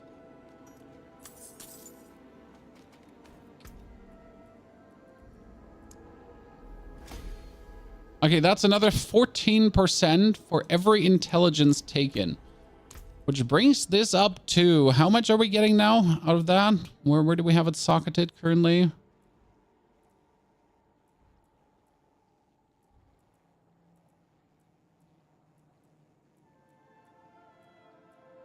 Which board did I have it in? That's 200% critical strike damage. That was the vulnerable damage. Oh, up here. 180%.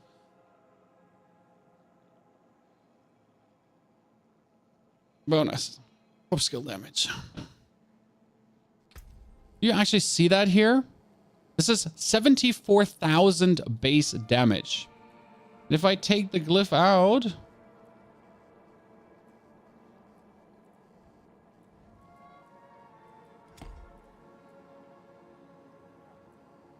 47. What? 47,000? Yeah, 74,000. Okay, cool. Cool. And that's why I'm saying, like, more ranks would mean so much for this, right?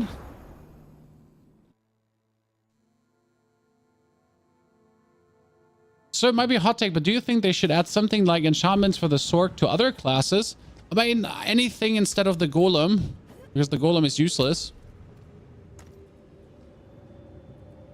Anything but the Golem. Okay, guys, this is it. This is the Ring of Sacrilegious Souls with a 1 second. It is not. I repeat, it is not. This is the end game now.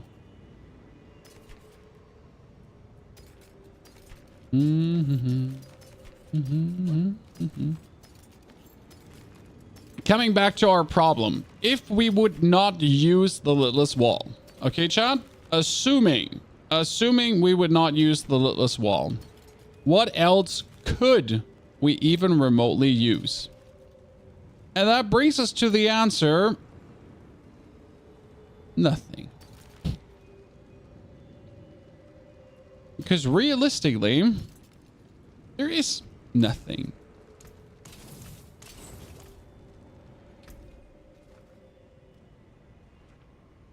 So, I mean, if we go into the necro aspects quickly, like, let's look at the Codex of Powers. So, Serration doesn't work, Unyielding Commander, Damned doesn't work, Reanimation, Lance, Blighted, Bone Sphere Vulnerable, Retribution doesn't work, Powering Reaper, Aspect of the Expectant doesn't work.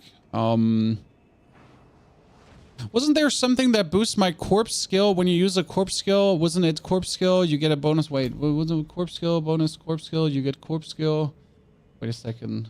There was something with corpse skill and then corpse skill and then... Wait, what? Wait, build planner. Wasn't there something corpse related on the offensive aspect? Corpse. There was... Consuming a corpse increases the damage of your next core skill. Well, that's a robbery. Yeah, I knew there was something. The rest is shit. I mean, seriously, if we go through the offensive aspects right now, correct? Well, just the offensive ones. Critical strike with core skills increase your attack speed. Useless. Multiple enemies nearby stunning. Useless. Bursting bones. Useless. Decay. Useless. Aspect of elements is the only one that would work with physical, and the rest is useless. Empowering Reaper doesn't work. Explosive Mist would work, but we don't need it. It's kind of like, it will work. We don't need it. We have Grasping Veins, Hungry Blood. Aspect of Inner Calm. This is like literally the only one that will work. Inner Calm, just stand still and get another 30% bonus damage. That's it. Yeah.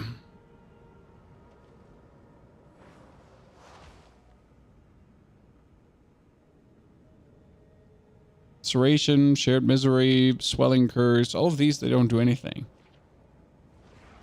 Aspect of the Void is what we're using. Untimely Death wouldn't work. Blighted wouldn't work. Bloodgutters, Bloodseekers, Avarice. Yeah, conceded. But conceded wouldn't work because we don't have Barry anymore. We don't even have anything. We don't even have anything that we could use. That's horrible. How is that a thing? I mean, sacrificial aspect. Yeah. Chad, listen, everyone, hold on. We could be using the sacrificial aspect. That would higher our sacrifice bonuses, giving us more crit, more damage versus vulnerable, and also more resistance to all elements.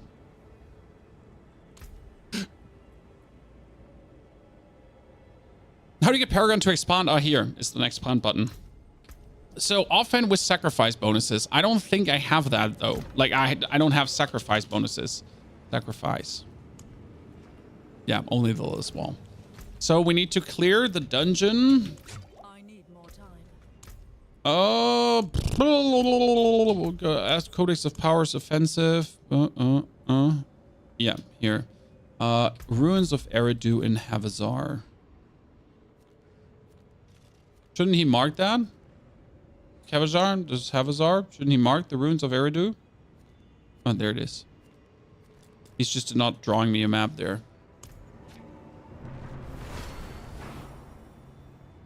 What about the Golem is completely used? What about the Blood Golem damage absorb? Sorry, Max. I mean, Golem is best sacrificed. That's what I mean with useless. I mean, if you want to use Golem for the damage absorb Slayer, you have to sacrifice an ability for that, because that's how minions work in this game. So in order to use minions, you need to sacrifice one ability slot. Now ask me how useful that is. Ask me. Do it.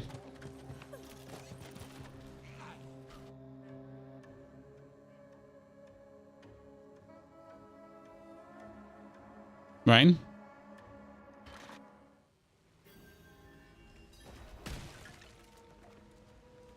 Okay, this might officially be the fastest vault clearing build for a Necro. It actually is faster than Bone Spear, and there's not even a question. Due to like literally like one explosion just shredding everything.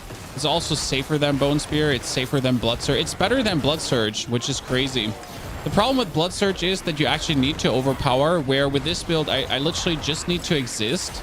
I mean, see, I could just stand AFK here right now and do nothing, and I would still kill this. Like here, like I can literally just stand AFK.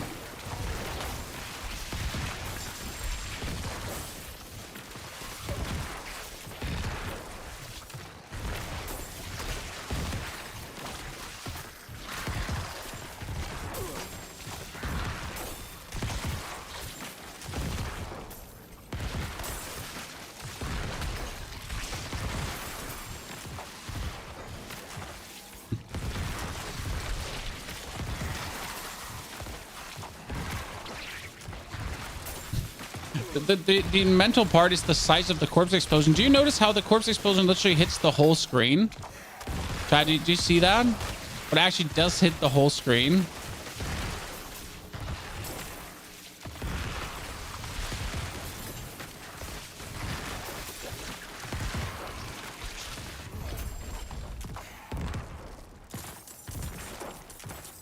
I was thinking about putting Bone Spirit into this build. So, I mean, technically we could be trying to consume corpses for blood orbs to then actually potentially put the Bone Spirit chest maybe in, and then we do Bone Spirits but I don't no. I mean, that would be a random shower thought if we could somehow get Bone Spirit in, because we're essentially like we're consuming like 5 corpses at the same time, and if we could make blood orbs like this, we would just have to walk through that, and then we, yeah, but we don't even have the aspects for this, because we would need the aspects of the corpse consumption. Check. I mean, we could drop technically the barrier. We need to have change the shield. But then we're using the Juggernaut aspect. Then we're not as tanky as we are anymore. And we need to roll total armor on the amulet. That's not going to work. This build will work with Sever. No. So the reason why we're... Well, actually, yes, it will work with Sever. So again, why were we using Blight? Because everything in Blight takes 15% more damage. That means that if I Blight something, it's 15% more damage. Right? Easy. Like, right? No questions asked. Boom, I Blight something, 15% damage multiplier. And that's insane. Because the freest 15% damage ever. Also, if I Blight something, as you see, things get pulled together. Because we use the Blight Void aspect. And that Blight Void aspect is so good because I have like a whole room full of mobs and I essentially Blight them and that's it. Done. Easy peasy lemon squeezy. Slayed, right? And then you do like a 5 to 12 million explosion and everything dies. Now you could say, Pony, you get corpse tendrils. Why would you even need the Blight? Well, for corpse tendrils, we need to have a corpse first, and then it actually does that. But right now, I just Blight, and everything is pulled together already. I Blight, everything is pulled together. I Blight, everything is pulled together. And the Blight has a good lucky hit chance to actually create set corpses that we need to then do further follow-up explosions. And that's kind of like the whole thought process behind that.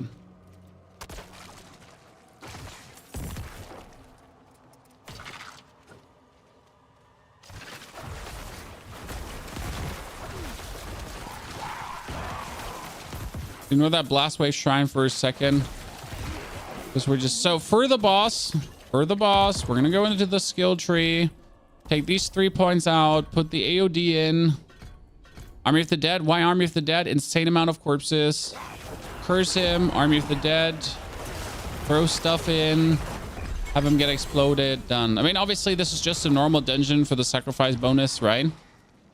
Because we're trying to just get the most damage out. Curse is better than Bone Prison for this build. Corpse Explosion has a specialty. The physical Corpse Explosion. The physical Corpse Explosion specialty is called... it does 8% more damage against slowed, stunned, or vulnerable enemies, and these bonuses can stack. That means if someone is slowed, stunned, and vulnerable, they get 24% multiplier. Technically, the Corpse Tendrils already does that. With one ability, they essentially do all 3 things. That's, by the way, why we want actually the point of the Corpse Tendrils. Now, we do have the Decrepify additionally to that to also make things slowed, and that is a huge damage reduction of 20%. So it's really worth it. Now, what I was thinking about is that if we don't actually, like, if we do only need Flash of Adrenaline for bonus damage, but we say, screw it, Tempest, and essentially do the... versus bosses, you could actually do then the Firefly with Seeking, Multi-Shot, and Piercing, right? Piercing, yeah. So with these 3, your companion obviously does insane amounts of damage, and that should, like with this, he could solo bosses, right? With this, the companion can solo bosses. But might it be enough with this to put your companion into a position where you can then solo bosses? Now, what we would do is we would take the offhand focus. Sorry. Take the focus. And in this case, we would take this beautiful focus, which gives us bonus critical strike chance, right?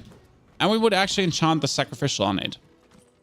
The sacrificial hires our sacrifice bonuses by another 15%.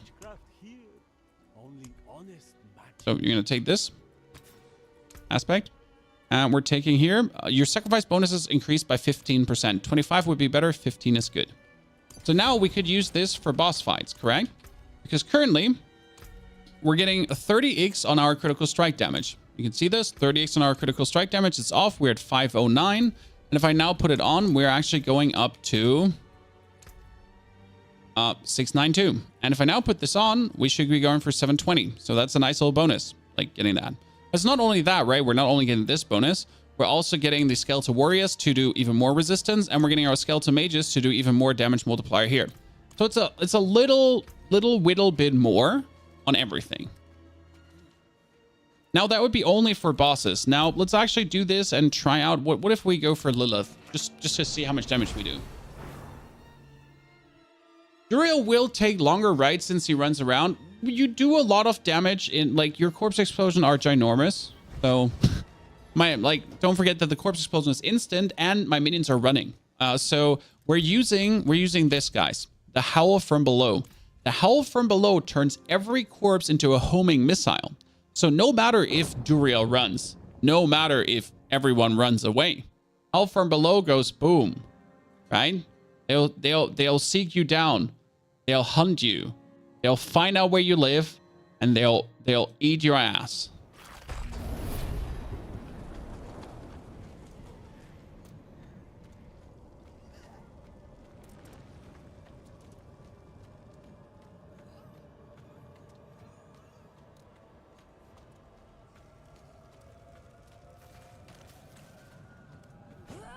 You can take a lucky hit potion as well, just to increase your corpse spawn chance. Yeah, that's true.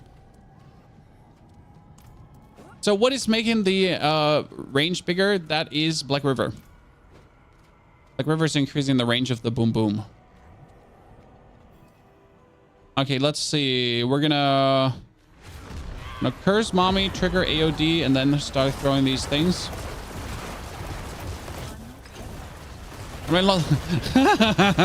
Did you see her damage, chat? And my bot is doing insane damage too.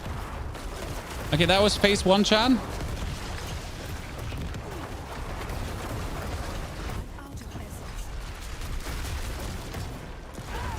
So we're done with phase 1.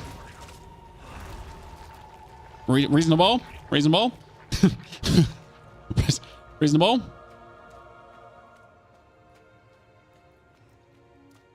Slow for a Bosca. I know. I'm sorry for not one-hitting her. Don't forget I'm a necro, chat. I'm not a barbarian.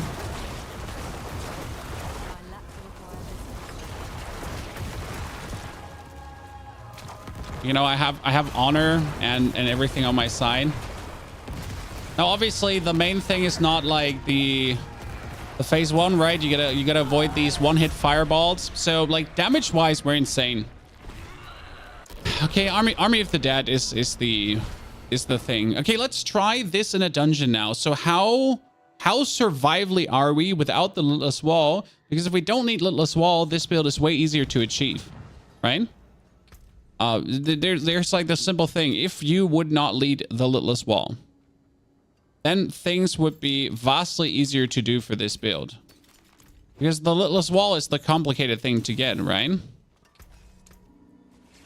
Like, how many of you do actually have the Litless Wall? I mean, I have the feeling, okay, I'm going to say this, chat, and it might sound hurtful, but I have the feeling more people have every single Uber unique than the Litless Wall. Because the amount of questions I get, hey, Pony, could you give me a build for these 4 Uber uniques? And I'm like, why do you all have these 4 Uber uniques, and what am I doing wrong with my life?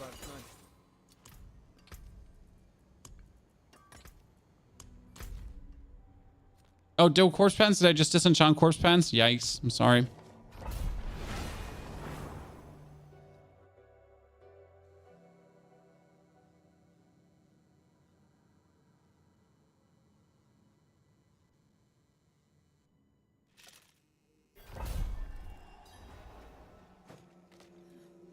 I've over 200 runs noobers. Well, I have the Melted Heart of Selig, which I don't need or want, but I made a build with it. So the basic idea is that we don't have like any barrier right now, but due to my, again, you saw like how they didn't have a chance, right? So we blight in, they get pulled together. Like due to the pulling together, they essentially have no chance to fight me. I am fortified. I do need to spam potions, as you see here. I can also engage with a blood mist to essentially stay healthy, right? Because I make corpses, the corpses explode behind me, everything is good. If I have like a whole pair of mobs, I just do Army of the Dead and everything gets pulled together and dies again too. Then if I want to approach these here, I would blood mist in. Then my Ring of Sacrilegious Souls would corpse explosion automatically, so everything dies. Done. Oh, did you not die? Oh, you survived. Oh, my bot is going to kill you, so that's fine. So this is like right now without barrier. And it kind of works, right? I mean, with barrier safer, but I kind of would prefer to recommend like a one road build, right? The problem is if we're not using, I mean, we would lose 20% critical strike chance, right? For not using Bone Storm. But on the other hand, we also gain like, what is it? 7% critical strike on our offense anyways. And we gain lucky hit as well on the offense. So that's good. I mean, struggle looks different. That's for sure. Right? Struggle looks different, Chad. This build is giving me a lot of joy. I don't know if this is apparent, Chad, but the amount of joy that this build gives me right now is quite there.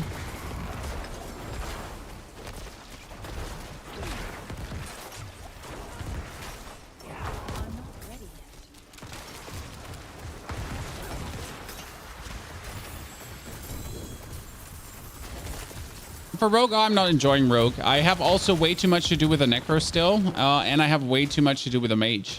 So my Mage currently has like a very insane Blizzard build that I haven't even made a video for yet. Here, there you go. Army of the Dead, just wrecking everything. I guess the only thing that could become a challenge is the last room without area, because I would actually have to pay attention instead of just standing AFK still. Ow. Once I was an adventurer, but then I get a spike through my foot and then I died.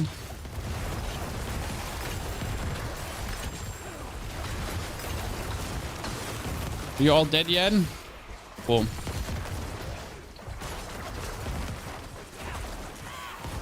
I'm more impressed by the amount of damage reduction I have. I mean, we currently have like, we have 16,000 armor, right? So that's actually really good.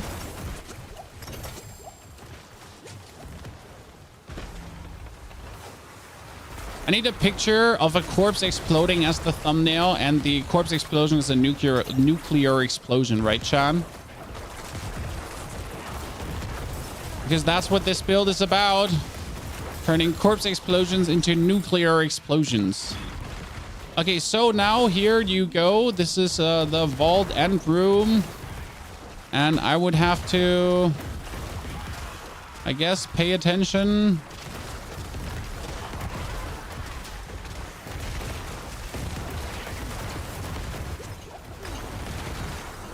Oh no, I have to take my potions. Old end rooms are just nasty. I'm gonna go into my blood mist once in a while. Where's everything? Pull them together. Oh, trigger Army of the Dead. Yeah. Yeah. Okay. This was absolutely effortless. I mean, what the hell is up with this build, Chad? I mean, like, seriously.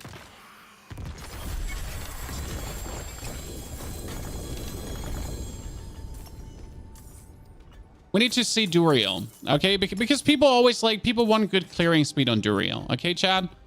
So we need to see that as well, because people are going to complain if it's like, oh, I have seen you can kill Uberlilith really fast, but what about the hard opponent, Duriel?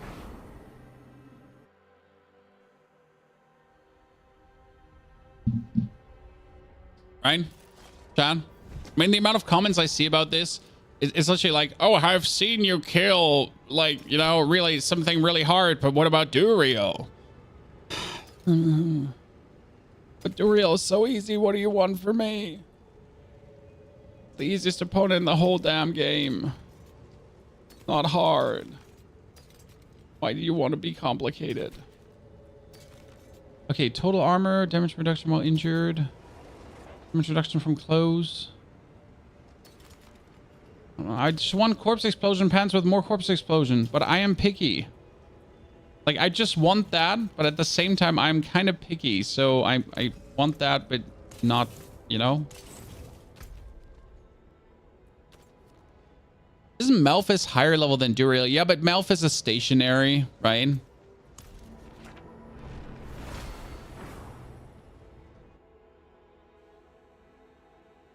Yeah, this build is genuinely looks fun. Probably one of the first builds to use basic corpse explosion. Exactly, hopeful. I've actually never considered using basic corpse explosion this way. This is like, after all these years, this is the first time. And especially, like, I think it helps that I know how to do Paragon boards, because watch this. 1 glyph, 2 glyphs, 3 glyphs, 4 glyphs, 5 glyphs, 6. That's not in. There's number 7. Okay. That's 7 glyphs activated.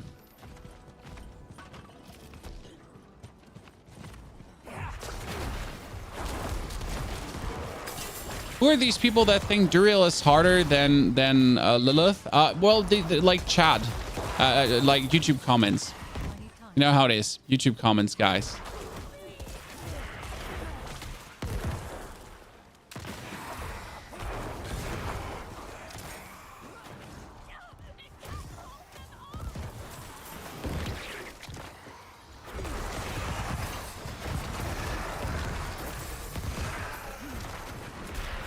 Lose the pull together. Nah, the pull together is too good because I also have no other aspect.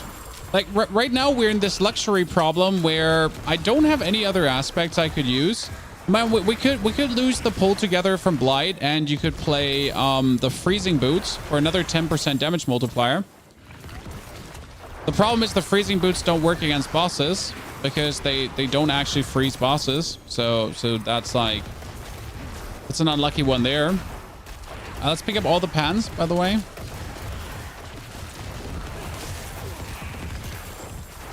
Yeah, for freezing bosses doesn't work. When you could play Flicker Stab, you could actually play Flicker Stab in this build for AOD to do more damage. You know what? Flicker Stab. You know, like probably screw the Defile pull together, because if we would play Flicker Stab, then every dash through the boss and through the minions and through everything would reduce the cooldown of AOD, so we could use it more often against bosses. Kill Lilith with it. Oh, we just went against Lilith and we essentially like what was it? First phase 10 seconds, second phase 5 seconds. The thing is like that Necromancer uniquely struggles against the fireballs, and I'm just tired of it. So like in the previous season, it was very easy as a Necro because you just essentially skip the fireball phase, right? The problem is that the fireball phase is just ugly. I mean, I just recently did Uber Lilith with my Sorceress, and with the teleport, it's a joke. I mean, seriously, like it's an absolute joke, ladies and gentlemen, because you can teleport and you just teleport over the fireballs and that's it. And then I'm just sitting there with my Necromancer, and I'm like forced to essentially like somehow outrun these balls, like with my minimal movement speed, and be like, hoof, hoof, hoof. And you're just like, well, yeah, this is why we can't have nice things.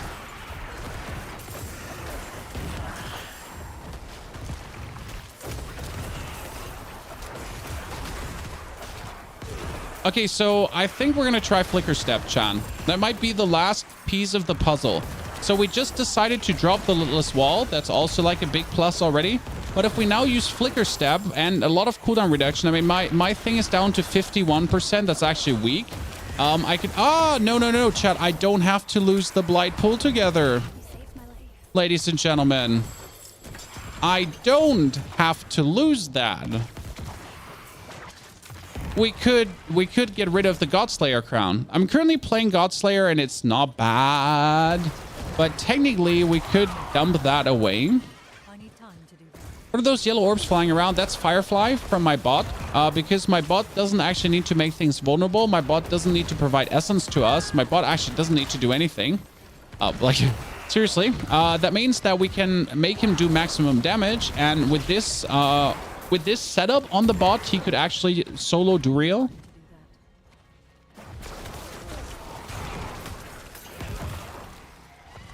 How are you gonna beat like, so if you just want to beat Uber Lilith easy, quotation mark easy, it's still just standard Bone Spear build, because you essentially just Bone Spear, Bone Spear, Bone Spear, Bone Spear, Bone Spear, Bone Spear, done.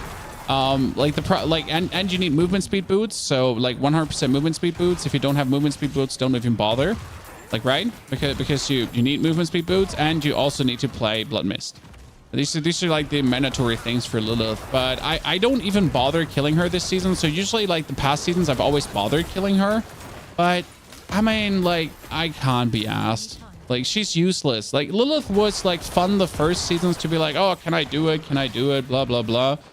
But now after all this time, it's kind of like, I mean, first, there's no loot. Second, her mechanics are bullshit. Third, if you, like, I stunned her.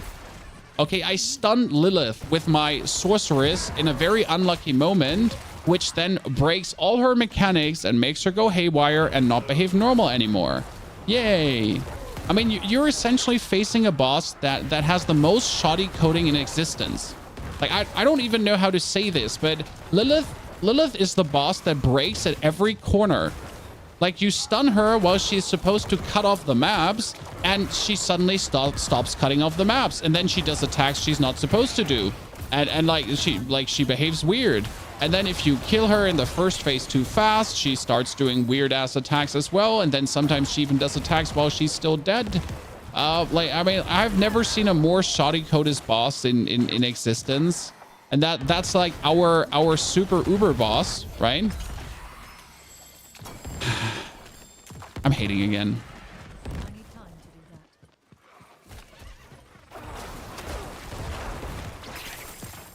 that. Looks like a build you want to try. We will have a build guide to this in the next couple of days, because I just find this so amusing. Oh god, this is the first physical corpse explosion build I've made in 7 months of Diablo. I mean, we're 7 months in, Chad. 7 months in. Yes, we are actually over 7 months in. We're actually 8 months in, right? Yikes. And there has not been yet the one super physical corpse explosion build, because no one really has bothered to actually figure it out. Well, here we are. We figured it out. Or I've just not seen anyone. Oh, Operator Auto put one out last week. I'll have to check that one. Maybe I can see some pointers there. Might need to follow more people. Let's say different. Not one I've seen so far. I need time to do that. Limited amount of people I check. Boop. Minion Thorn build. There will never be a Minion Thorn build. I have a very strong conviction against that, because it is absolutely useless, and I don't want to hear different. And like, the main reason I don't want to play it, because Rod Ferguson, that numbnut, the general manager of Diablo, who did the biggest doopsie oopsie with his podcast there, and then the backpedal Andy of the leaderboard shenanigans. Yeah.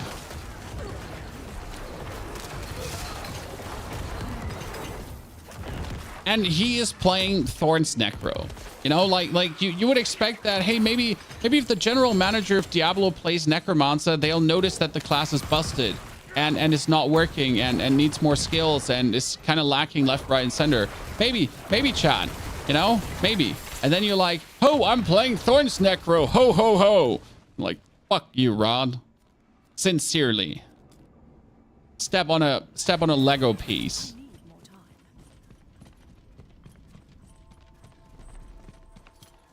Yeah, and now he's changed to Barb. That's the crazy team. So the general manager stopped playing Necro and swapped to Barb.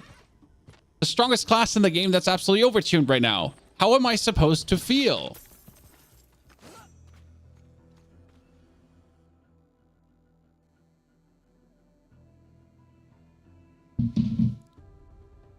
Do you think they're only going to add one class when the DLC drops, or more than one class? One class. I can't see them adding more than one class, to be honest.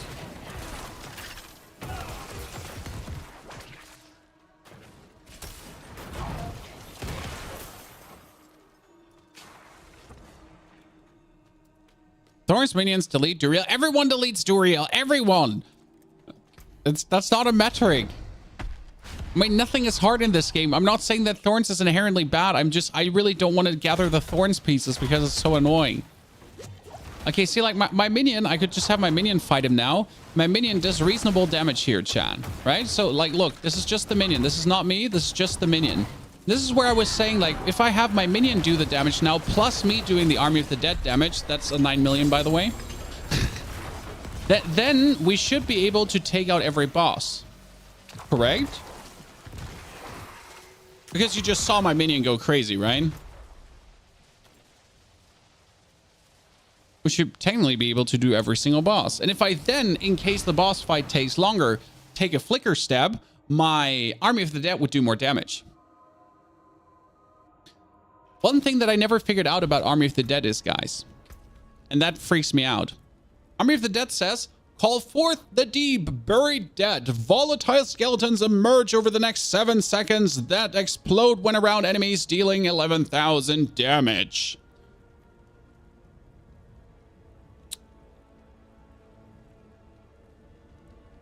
How many? How many?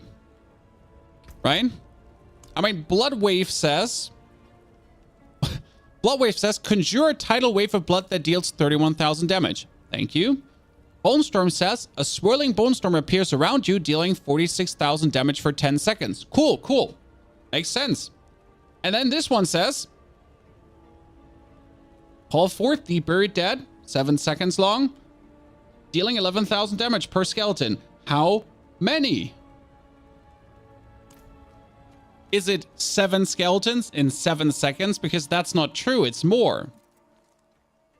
It's more than that. Since Army of the Dead leaves behind like 20 skeletons or so. Okay, where's my flicker stab? There. This gives us 70... Is this better? Has a weird damage reduction, but the damage reduction is weird too. Doesn't matter. Okay, so this one gives us also 70% bonus ultimate skill damage. So we're going from 11,000 to 14,000. Not a lot, but considering that every single skeleton can also crit and get the super bonus crits we're dealing. I cannot do that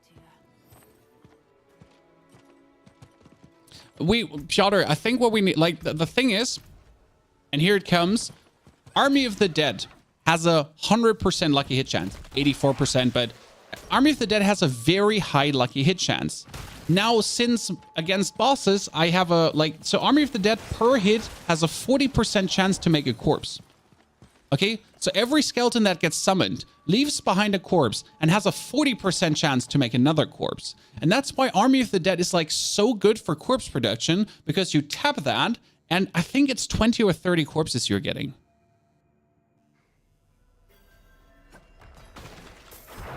Truly useful. Now let's see how Duriel feels, okay? I lost my Blight pull together and I already hate it, so I'm gonna exchange the helmet. Because right now, like you see me, I shoot at things and they don't get pulled together by Blight. I hate it. I have to see how I like this in a dungeon. Because right now I'm using a little bit too many uniques for my liking. I'm like, hey chat, in order to play this build, you only need 24 uniques. No problem. I'm here to help. I'm not ready.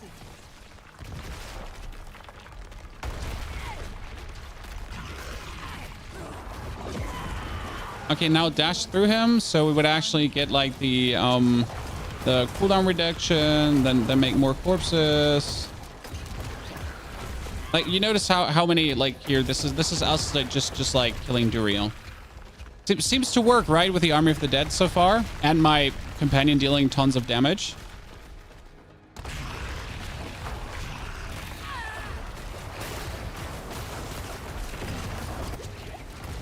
Boom, explosion, explosion, down. Yeah, kind of simple.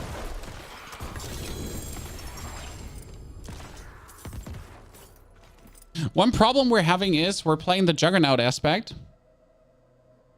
for 5,000 armor.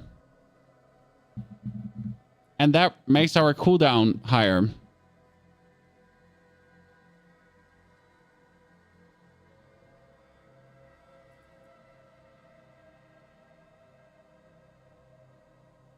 This boot is better than the one I'm wearing. Has the same amount of ultimate skill damage, has more movement speed, has worse all stats, has has the worst damage reduction actually. Oh, I got another no, that's Grease of the Empty Tomb. What did I get? Just tomb? Oh no, those uniques were from something else. Could Disobedience work instead? Technically. So I think we would need Disobedience. Probably.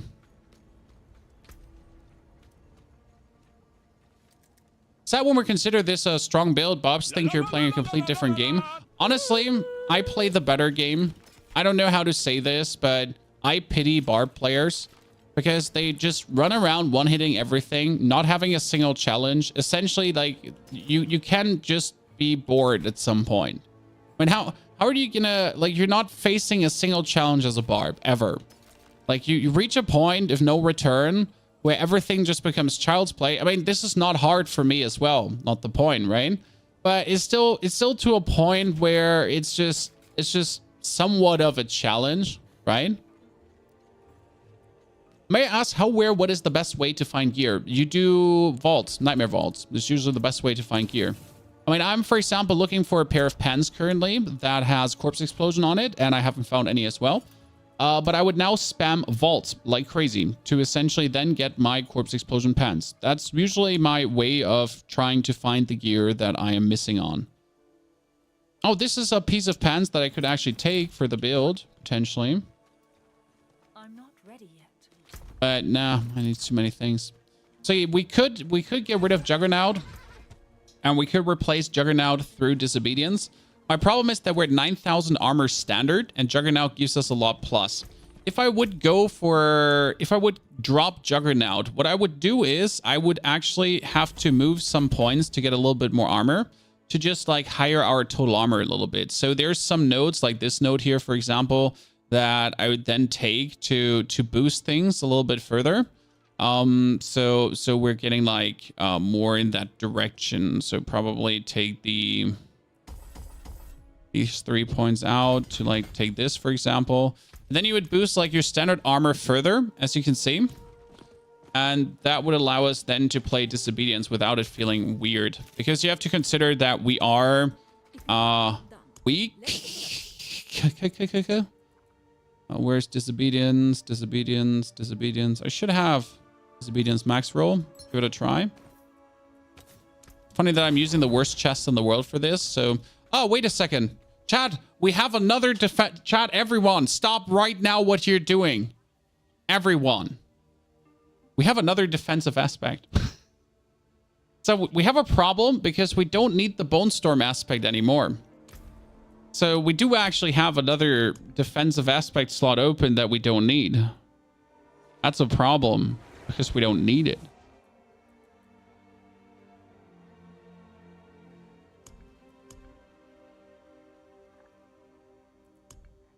I mean, there's also no utility aspect I need. I could go back. Ha ha ha ha ha ha ha. Ladies and gentlemen. Listen. No, mind, I'm not using a basic skill. We could use the chest for the void aspect. And we could use the pants for Disobedience then.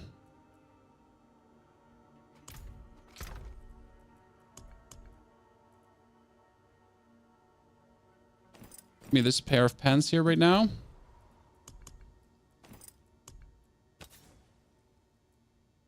Come on, dexterity, roll into corpse explosions. I need corpse explosions. Corpse explosion. Corpse explosion. Ranks and corpse explosion. Ranks and corpse explosion. Ranks and corpse explosion right now. Please don't bankrupt me. I can't stand the stress of this. Corpse explosion. Corpse explosion. Orbs. Thank you very much. That's actually like really shitty, but I'll take it because I can't be asked otherwise. Then I need another Disobedience. Disobedience. I really don't have many Disobediences right now. Like, This is actually like, hey, Chad, way to waste resources, right? For the pans, and the pans are getting that disobedience that we just talked about. Disobedience. There you go. We finally have corpse explosion pans. Then we're gonna take this armor and we rebuild that to max life anyways. Yeah, that's good. And we have to go for void. I have one more. Oh shit. Do I not have one more? Oh no. Oh no. Oh no. Sadness. Okay, still stays this way. I'm not gonna change it back. We're gonna just have to find one more. So I'm on a mission now to have to find one more, I guess.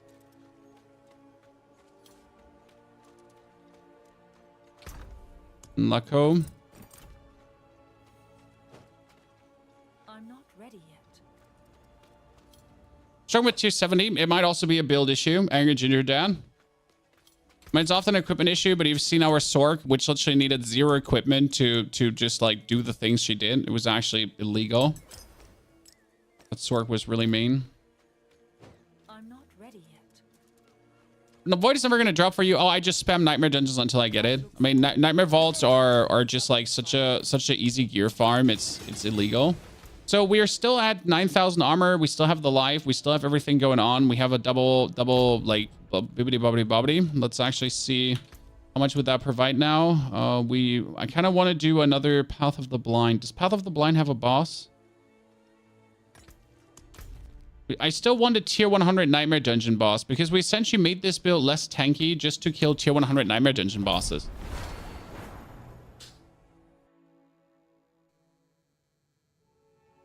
Good. Did you like the one with Bone Storm more or this one, Chan?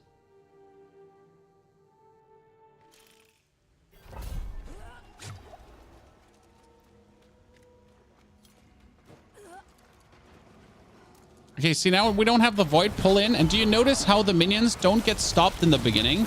Like, my corpse explosions are big, but everyone is now, like, all over the place. And this is where you now might notice how powerful the aspect of the void truly is. By having, like, this initial crowd stopper, this initial pull together that really just says here and not further. And then like I can keep engaging. Like you really see this. Like I think you all underestimated the usefulness of that aspect, right?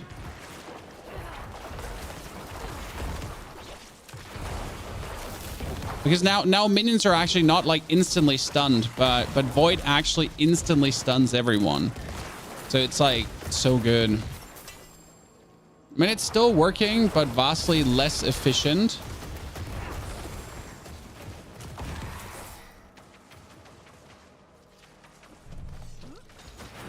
I like Bone Storm, but it's not good without the Litless. Yeah, that's like the sad part about Bone Storm, that in order to really play Bone Storm, you're kind of like forced to own the Litless Wall if you really want to have the most fun possible. You could change Blight to Bone Spear now, yeah, but what for? I mean, Blight is still providing us 15% bonus damage multiplicative. Don't forget that. Like, you seem to be forgetting the original purpose of the Blight. See, we died there because of no Blight pulled together. Yeah, I want that. So the purpose of the Blight is the multiplicative bonus damage it just provides to like all your damage, which makes it like really good. Because who doesn't like multiplicative bonus damage? I mean, seriously.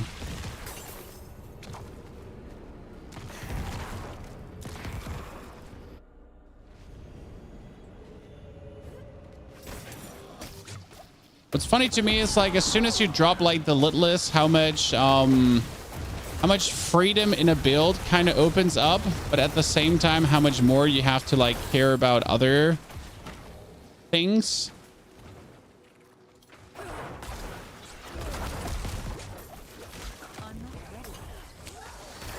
Yeah, we need the void aspect back. I might actually drop like, but do you notice how often we have Army of the Dead back up, Chad? That's a nice thing. But we probably drop the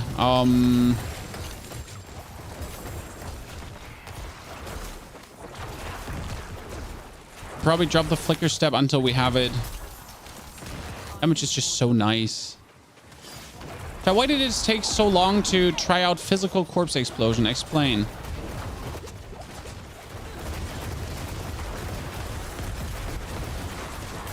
I mean, at least our armor is more or less maxed out at most times, right? So that's actually working the way I wanted it to. I was hoping that we would have the armor maxed out most times. So that one is doing good.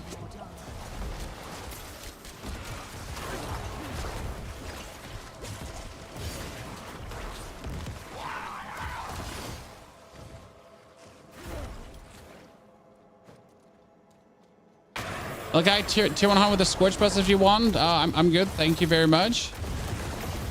When we figured out what we want to do, we made our bot... Ooh, ow. We made our bot do a lot of damage, so I think I'm very content with what we put down here now. Obviously, though, we do want the Blight Boots because that is right now my biggest point of nuisance right now.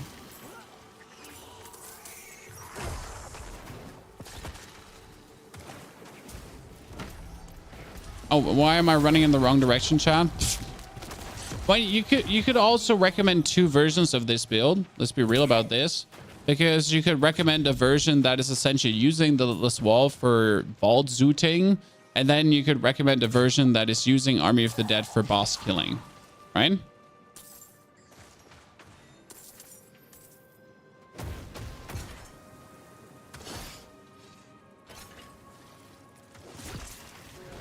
Because unarguably, the Limitless Wall version is better for vaults.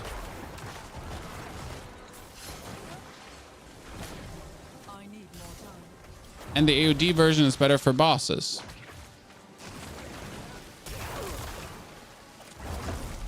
There's no argument brokered for me. But no matter which version you're playing, you can definitely play your pet as a maximum damage monster.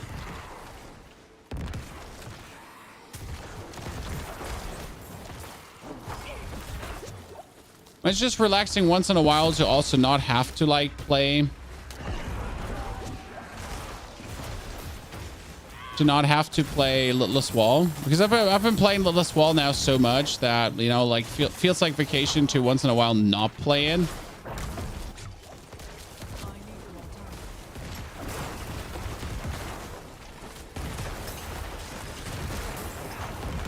How many obols do I have? 399. 399 is enough to get that aspect, right, Chad?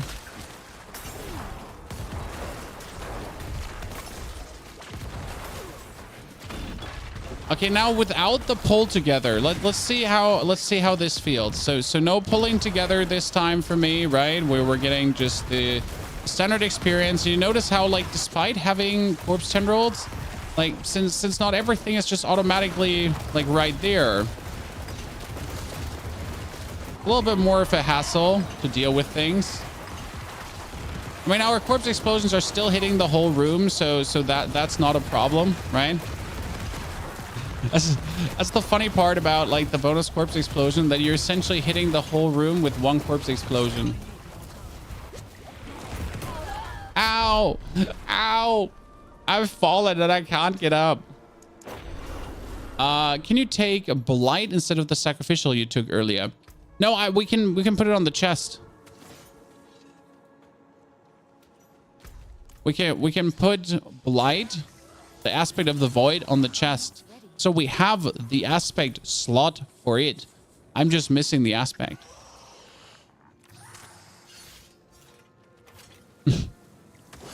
I am just missing the aspect in itself. I had like 4 or so of those, but I've been recently swapping around a lot to make like multiple builds work. So that's like the problem of being a build maker and things not being viable. But that's probably my main nuisance about like things that I just can't get the stuff I want to make guides.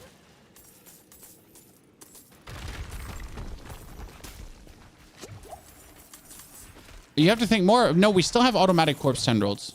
We still have automatic corpse tendrils. We're just not having the blight aspect pull things together. Automatic corpse tendrils are still available. That one hasn't changed.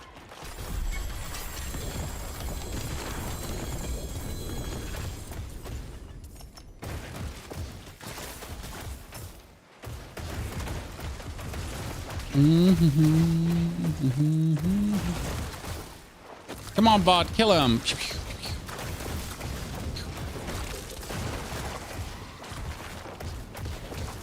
Dude, my bot is a menace, Chan.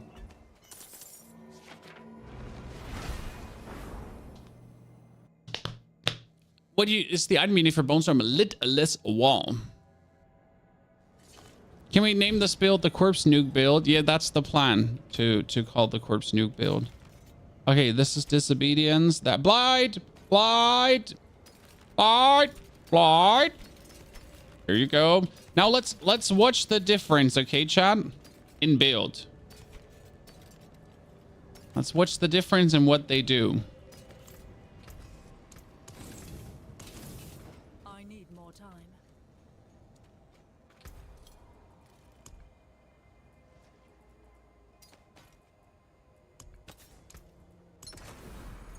Okay, now we put it on the chest. Okay, and now we'll do one more, just to like show off the vast difference. Wait, Mercy's Reach has a boss. Suck it. I think Mercy's Reach had a boss.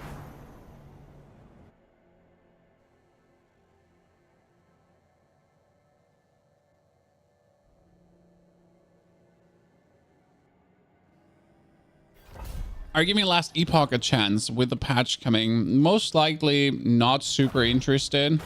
It depends on if I'm busy with Nightingale or not. So there's a game releasing also on the 20th called Nightingale, which heavily anticipated.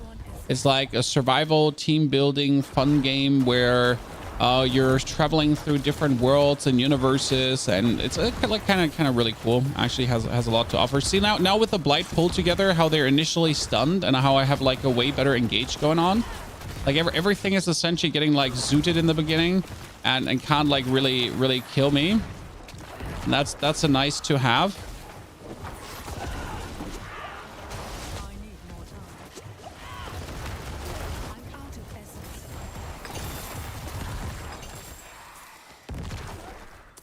Yeah, man, it depends like really on how much either I'm busy with Nightingale, Banisher, or Diablo in itself. I mean, it might be that the leaderboard just shortly releases before Last Epoch. I mean, if Diablo isn't stupid, and like I don't know if they're stupid or not, that's the problem. Technically, they should release the leaderboard just right before Last Epoch.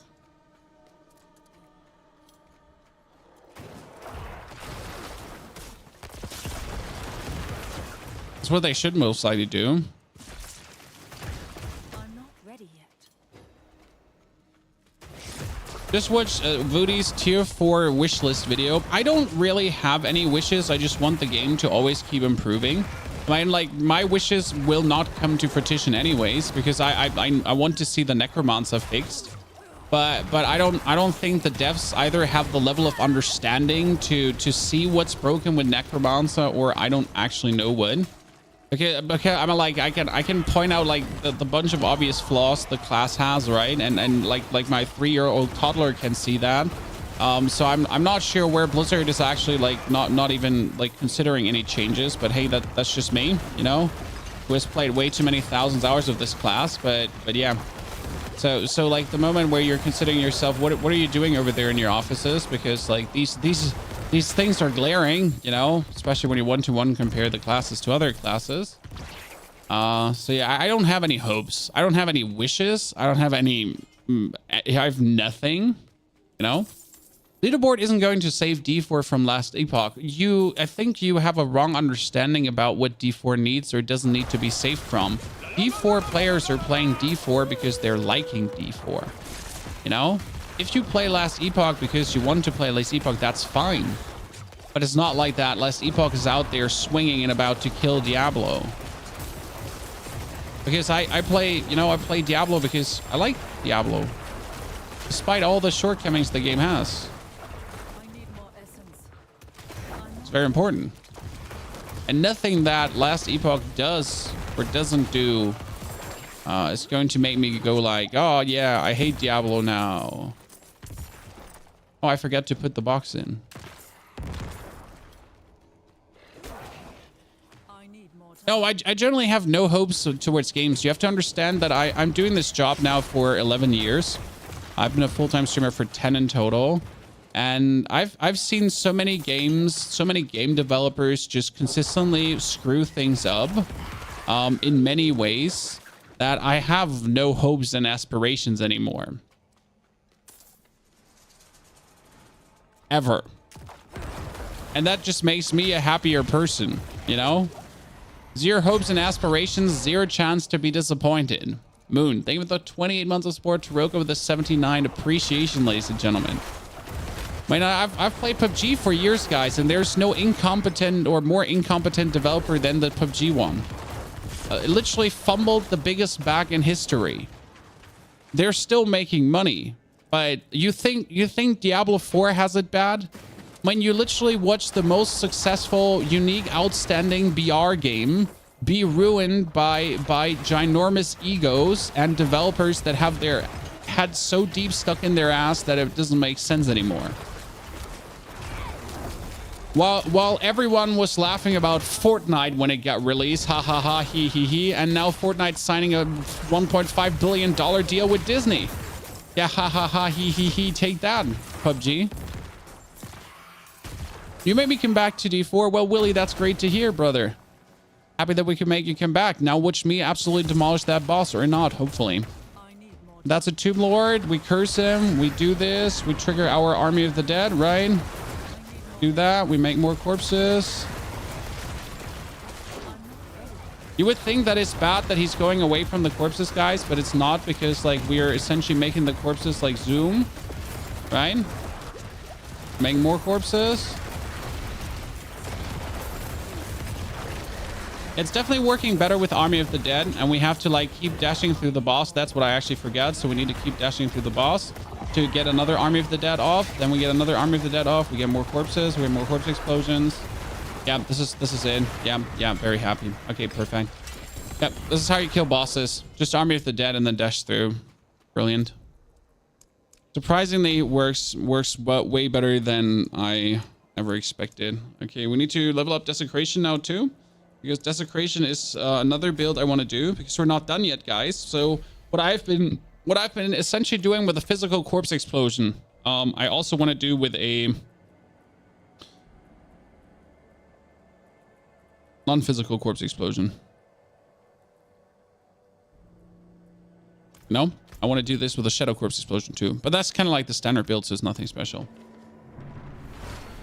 Is the Blizzard aspect for Summoner Mage any good for Summoner Necro? No, because you can't scale it. So the damage of the Blizzard aspect is always the damage of the Blizzard aspect, and you can't scale it higher. Not like other aspects that you can actually scale higher. It's always the same. What does Army of the Dead bring into the build? Insane amounts of damage, corpses, and bonus explosions. Where do you get Black River? From Durio.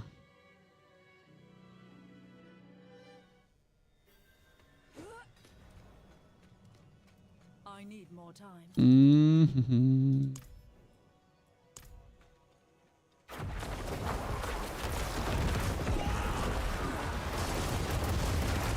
$9 million corpse explosion, 5 million, 7 million, 9 million, 4 million.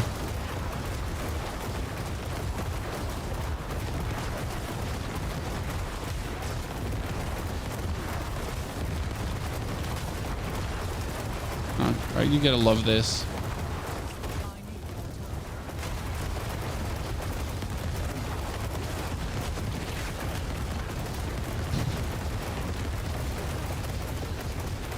The standard corpse explosion does so much damage. See, one thing I want to test out. Let me just reduce my lucky hit here really quickly, Chad. Okay, just reduce my lucky hit here.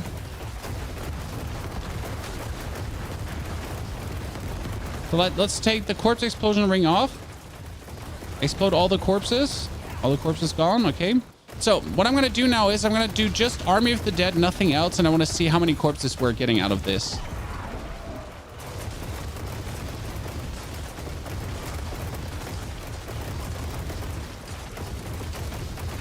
See, and you notice like this is more than that's more than the corpse limit allows, because some corpses actually despawn. I mean, alone, these corpses 1, 2, 3, 4, 5, 6, 7, 8, 9, 10, 11. But there was more. There was more when it started. So this alone itself produces like so many corpses ASAP, right? That allow me to do like amazing amounts of damage. Is there a plan or a video about your Blizzard build? Not yet. But the latest mage video actually has me building that live.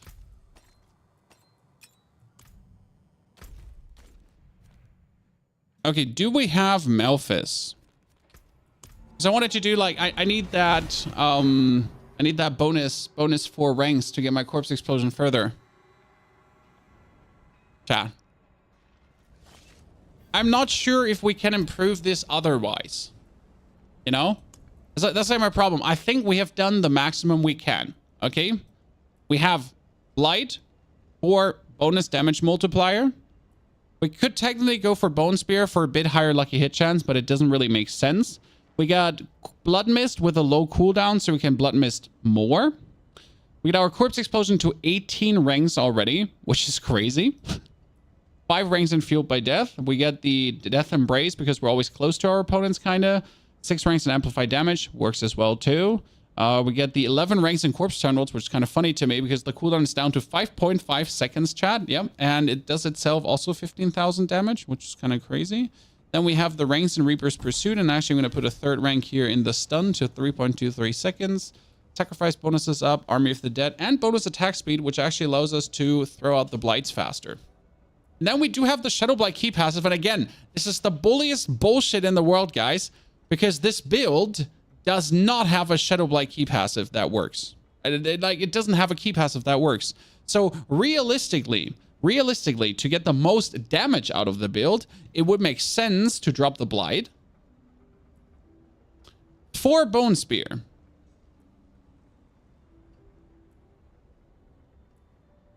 For the only reason that we could use the Ossified Essence.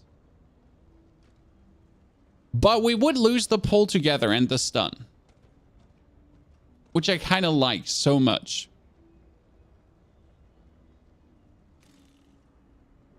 Now, what we could do is Blight key passive on Bone Person and Will Pull, not worth it. What we could do is we could just take this just for a second and just see how much difference would this feel, guys. Okay, we're gonna take the Bone Spear. Just gonna take the Bone Spear, and we'll just do another run. Just to see how it feels, because no one should say that we're not experimenting enough, right? Is it feeling equally good, bad, worse, ugly? Maybe it feels like super amazing, and I'm wrong, and maybe I'm wrong. Has happened before, doesn't happen often. Has happened though, occasionally.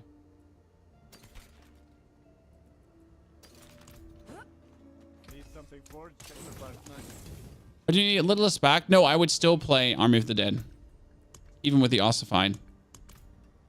Okay, where's my Fear, Vault, Nightmare Sigil, Drifting Shade? I hate Drifting Shade. Painful. Spear makes the build 100% better.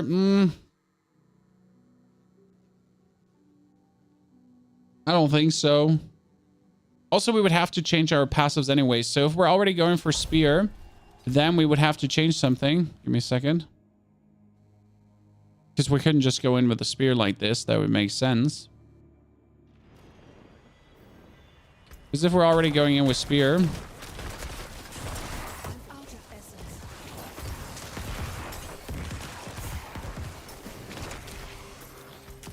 we'd also have to take everything out of Shadow. We would at least have to put it here into Compound Fracture. Right? I'm also sad, Necro that only has Melted Heart Uber that is useful for Evulsion. Sergeant, the Melted Heart is... I mean, technically you can use it in a Bone Spirit build as well, because Bone Spirit, well, likes Maximum Essence. So this is now Bone Spear. Allows me to make a corpse straight away as well, but again, I'm missing the pull together.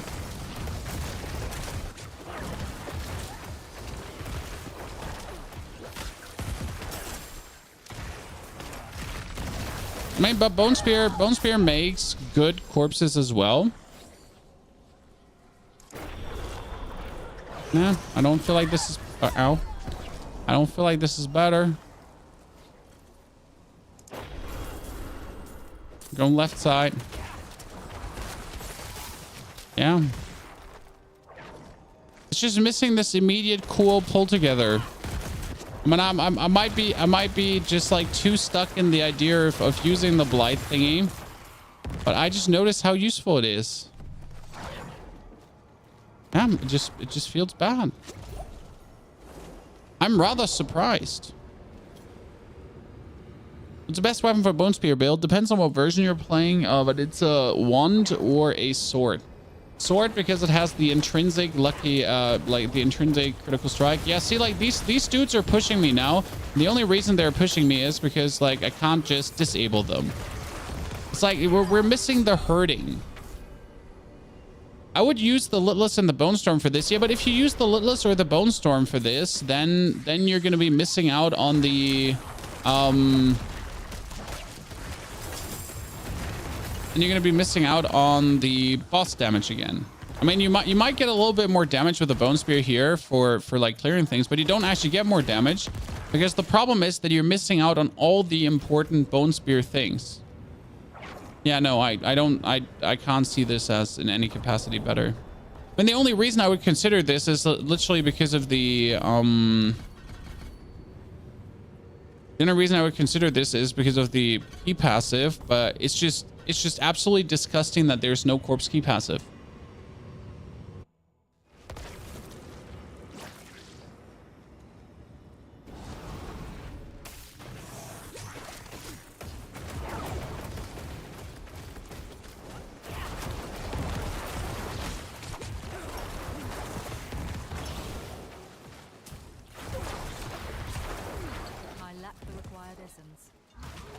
We should check out Otter's build, Ruse. Yeah, I mean, like if I make a hybrid out of this, and if I put some points into Bone Spear, then I could obviously make this like a hybrid. But I was just trying to make the most impressive corpse explosion possible. Well, we haven't even started like optimizing this build yet. This is just down to how can I do more corpse explosion kaboom. Realistically, we could also start like redoing our Paragon board, which is really just putting 7 glyphs together. And instead of putting 7 glyphs together, we could minimize the damage of the corpse explosion a little bit to essentially then just hire the damage of the Bone Spear to be able to also get something out of the Bone Spear. That would be the smallest of our problems to min-max that. But I kind of like not playing Bone Spear.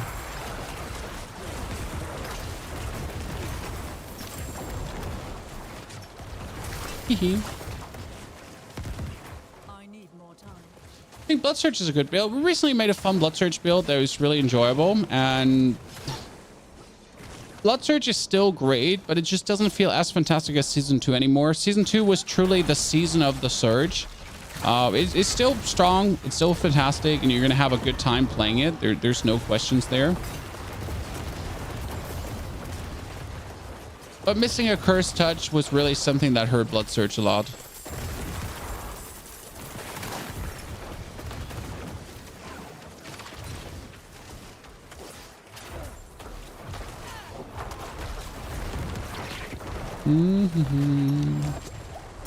Congratulations, Dale, on your achievement with your pet. But weird way to self-promote yourself. Sorry, Chad. Had to time out poor Dale, who thought another streamer's stream is exactly the way how you should self-promote your videos. Because that's usually the way how you go with business.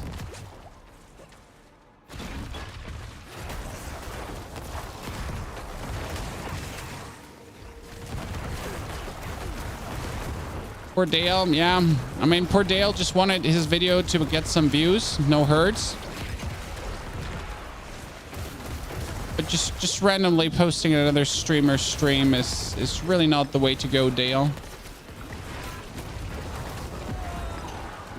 Which usually people also understand. I mean, it's a quite simple concept of of like not doing that in any capacity.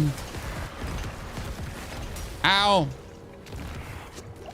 Stop bothering me. I'm innocent. Yeah, I just like Blight more. This makes me more happy.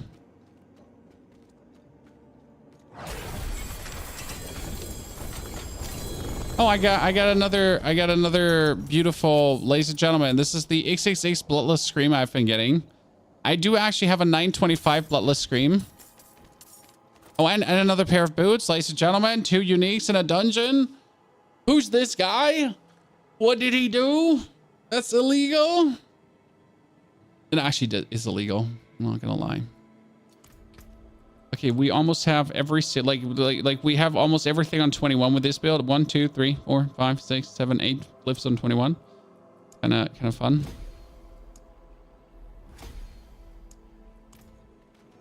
Okay, where is Donde está la biblioteca, Chan? I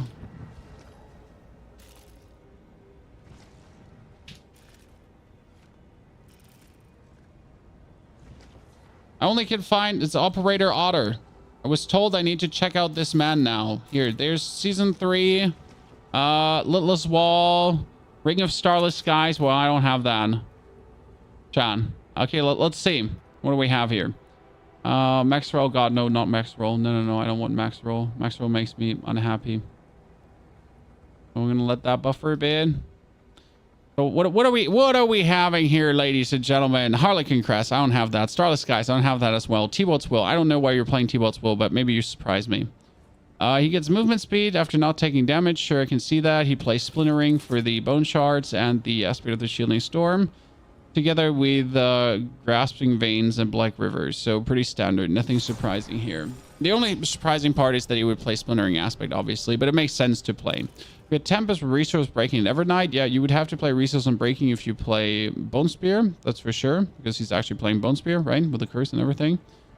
Weapon, Emerald, Skulls. Yeah, standard. He also has Genesis. Yeah, I don't have these things.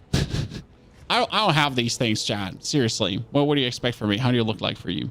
Okay, so we're obviously playing in Perfectly Balanced. We have all the points in. We have the 3 in there. We have the 555. We have only 1 point, and we don't even have the corpses made. Let's find that a bit weird, but it is what it is. Grim Harvest. We have this. We have that. We don't have the Death Embrace or the Death Reach. We do have Corpse Channels to pull things together. We have 3 points in. 2 points would be better. We have this up. We pull this down together, and we play the Serration. Yeah. And then that's the thing about the Paragon board, right? So here it comes like together to the point now what we're doing different. So he's doing Sacrificial early to essentially be getting a little bit more damage and everything out. Damage and armor, actually. Then we're going to be going for the Son of Death board. Not a surprise. He's going in. He's going left and right. He's actually taking the damage to injured for the armor. I really don't like the fold of going out of this. And he's playing Corporal here in the middle. Corporal to boost the damage to injured and the armor. Okay, sure. I'll just accept that. Then it's Control Glyph on healing received and yeah, damage by Fortify, so that makes sense. We're going over to the Flesh Eater for the standard with the Exhumation. See, that's where I'm not understanding why you would put the Corporal in here instead of there and swap the Exhumation over and take more intelligence nodes here, which you could also take. Because you're essentially like maxing out intelligence, even though it's 75, right? On a board where the Exhumation would make vastly more sense than it would make on the other side. But that's just me. And then he's going full on the Bone board, yeah.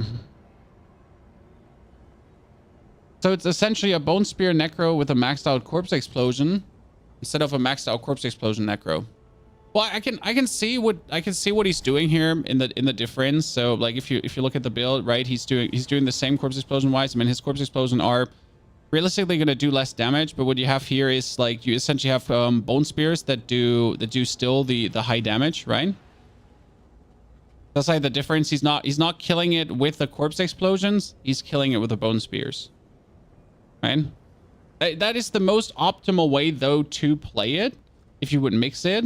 But I think I wouldn't want to do that. That's ruining my theme. My theme was doing maximum damage corpse explosion and not bone spearing things. That would make me sad.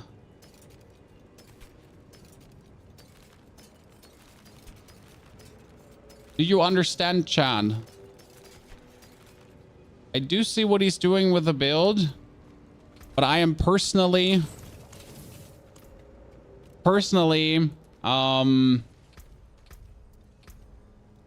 more happy to just, you know, corpse explosion everything. Yeah, Bowspear gets enough of playtime, right? That's the thing. But he's doing 27 million corpse explosion. I mean, yes. I mean, like, so the reason why he's doing so high corpse explosion is because he's having the Ring of Starless Skies, which is another 40% multiplier, right? He's doing Evernight, which is another 40% more damage on the corpse tendrils. He's having Harlequin Crest, which is another 40% permanently on the corpse tendrils as well. And then he has Genesis, which instead of a 20% multiplier is a 50% multiplier. So that's another 30% more. Realistically, yes, obviously he's doing that much damage with it because he has all that stuff. I don't have that stuff. I mean, we can check how many thingies we have now. Thanging. Time to grind that construct. Yeah, let me see where my thingies are. You stream tomorrow night. We're gonna most likely stream tomorrow too.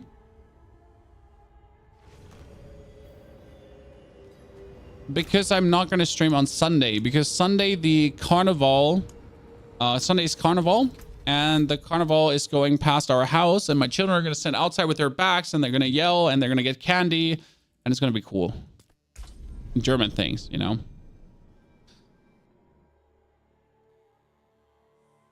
You play Barb? No, not at all. Horny. I'm sorry. Barb is not in my field of interest. I tried playing Barb, but I would literally like, I guess I would run laughing in a chainsaw. That's more interesting than playing Barb. Yeah.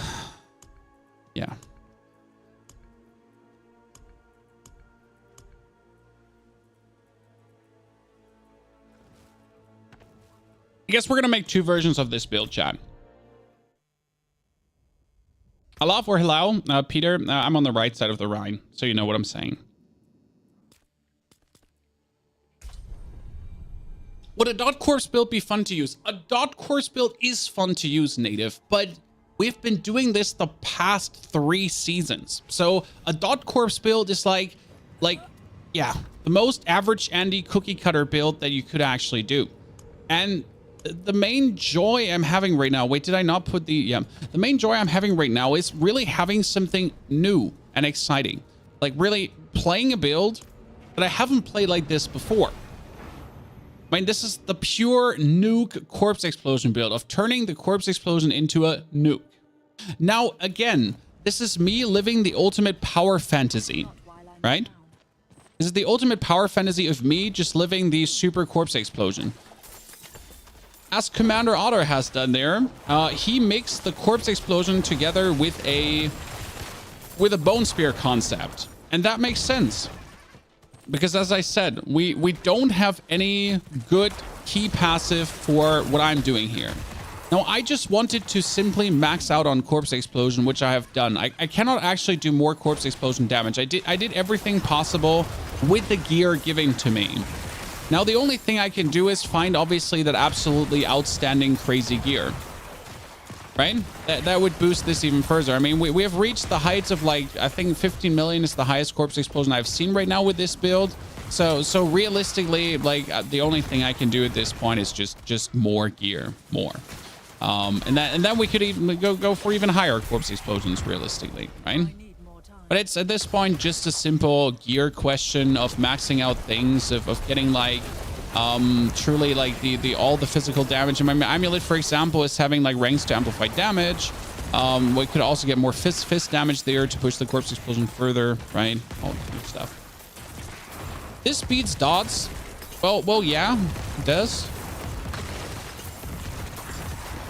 So what I would do currently is I would make a build guide for this build. And then I would probably just make the boring version as well for the gauntlet. Because realistically, yes, this version is really, really good. But again, it's like more living the complete fantasy of like having the maximum corpse explosion. And if we would refine this now, we would hybridize it to put the bone spear back on the menu. But mainly just for the sake of just having like more damage to the bone spear, of being more safer, like that kind of stuff, right?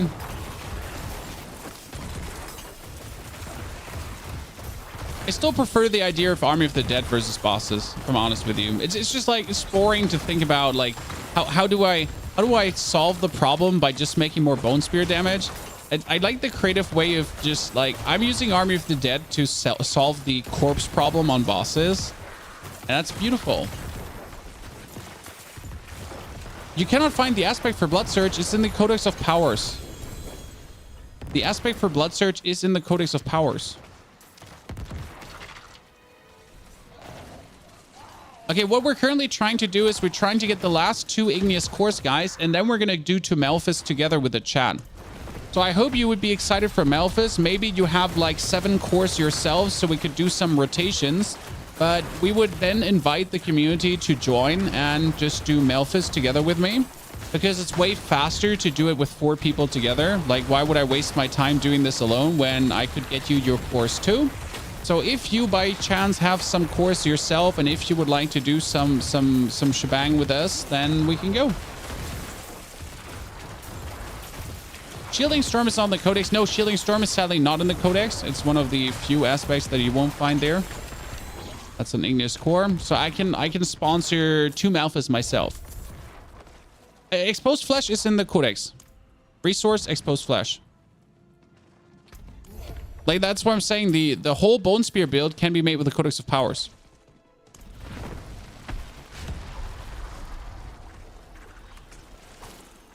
You have cores, but you have to head out to get your son. Don't worry, Piotr. We're going to do more at some point.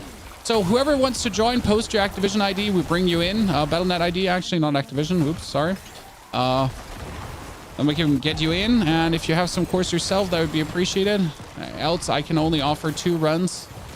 Maximum I can give you. This is softcore. So I'm sorry, hardcore players get screwed. First 3 come first, you know. Just too dumb to play Bone Spear. You know what? I feel you about that. I have refused to play Bone Spear all the time too.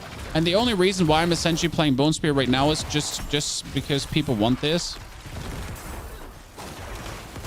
Ah, you no, you're still on the friend list. See, there you go. Friends with benefits. Oh, Emil, maybe you're faster than the others. I mean, whoever's fastest comes in, chat. Simple equation there. And if you're already my friend list, you can take the friend list bonus.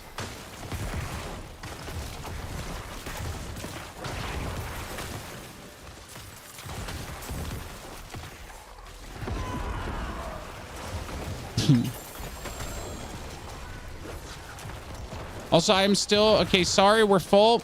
That's it. Maximum capacity. Next time we take different people. I need 1 more igneous core. Emil, I'm sorry, we're full. Also, Ming Lee's only level 81. We're still taking him with us. Ming Lee, you took your chance and you got it.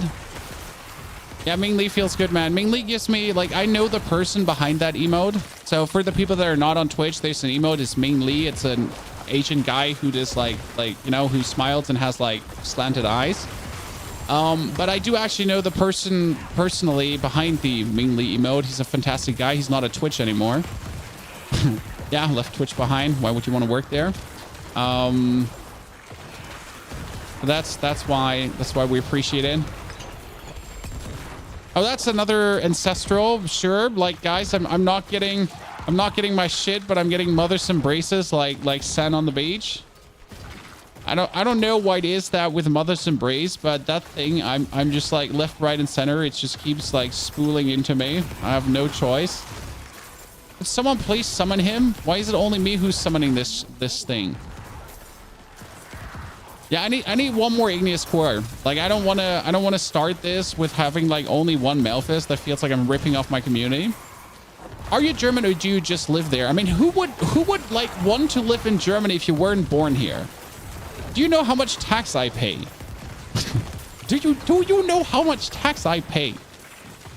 And how much I don't see anything of that because I'm self-employed. There's no reason to live in Germany unless you're born here.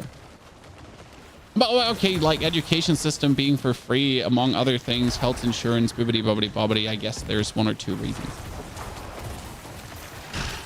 I moved to Germany. I'm Danish. Then you're stupid, daddy, one child. No, seriously, I probably isn't Denmark better than Germany? Yeah, Sweden here. So like, okay, Sweden, Norway, I know. Like, but you have it good in your countries too. So I guess. Trains are cool in Germany. The first time I arrived in America, I was a kid in America, but I went to TwitchCon, guys.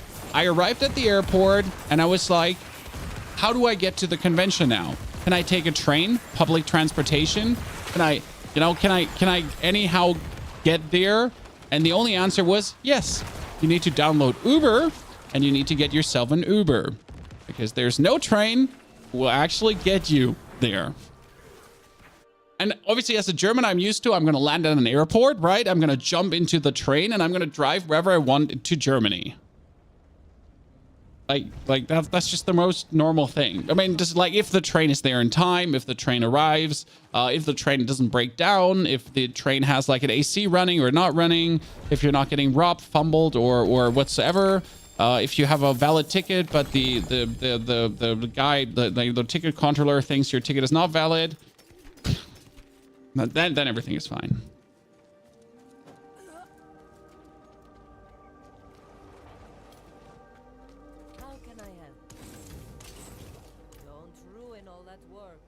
I'm born in Germany and would never choose another country. I mean, Pachuco, the only reason I would leave Germany is really tax. Like, it's literally tax reasons to leave Germany for me, to be like, not pay tax. But since I have children, right? I have children and I know like medical system. I know if they want to go to university, if they want to go studying or whatsoever, that it's just like cheaper in Germany, right? I mean, like if I move to the UK, I have to pay like what, 20 grand per year for them to study, like 20 or 40K for them to study per year or something like that. If I move to America, I don't even want to think about it. So I guess like, I mean, I would never recommend my children to actually study. That being said, would always recommend an apprenticeship over studying or just making a business. I studied though. I'm an engineer, by the way, in case you wonder. Hi, Bachelor of Engineering. Actually a real Bachelor of Engineering, guys. Not these fake Bachelor of Science or Bachelor of Arts. Nah, I get one of the last ones. I'm happy about that. Good. Thank you for Rake for the 93 months of subscriptions. Do appreciate it. Also, chat, now is your chance to flex whatever kind of education you have. Now or never. How fast do taxes scale to 42%? Well, so Germany is relatively unforgiving. You're kind of like you're in an okay tax bracket, and then you jump over a certain mark and suddenly you're rich. You know? Germany is completely unreasonable when it comes down to that. Like it's literally like you I don't know, you earn like 50K and you're not rich. But then you earn 55K and suddenly it's like, yeah, you're rich now. Sorry. Going to be having to pay the tax. So like you essentially start very early to pay the tax of someone who's earning 200K as someone who earns like a quarter of that.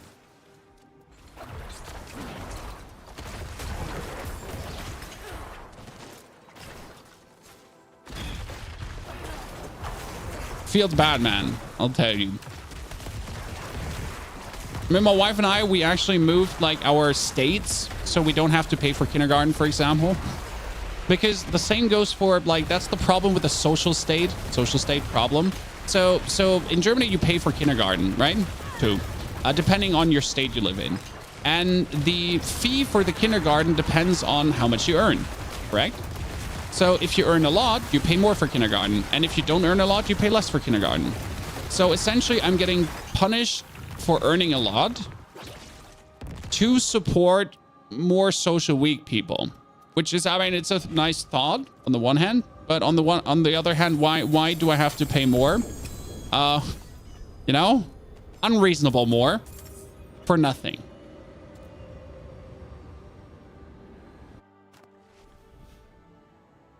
Right? Well, because it's unreasonable more. But that's social state, right? It is what it is. Oh, at Honor, this is like, we're an old community, so don't worry. I don't think anyone is annoyed by this discussion because we're an old community. You're all old farts. Like, anyone in this community is at least 20 plus, if not 30 plus. And most of them have a child as well, or a child on the way. And they all have faced these issues before themselves in certain varieties.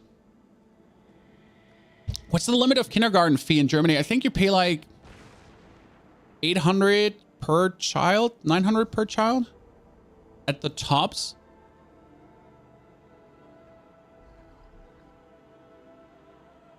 And here comes the unreasonable part. So let's say you're earning 50K and you pay like 800 per child with a 50K, but the person that earns 200K also pays then 800.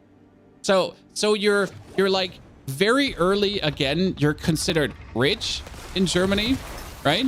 And then you suddenly like jump this gap, like, right? You earn 40K and you only pay 500, but then you earn 50K, you suddenly pay 800. But if you live in the right German state, you don't pay for kindergarten. You just got to be smart about your state choice. And luckily, Germany is fucking small, so you can really easily move. I mean, we're not America size, right? Where you're moving like 20 hours away from your family. Like we literally swapped states and we moved like 30 minutes away from family because of that. Okay, let's go. Uniques.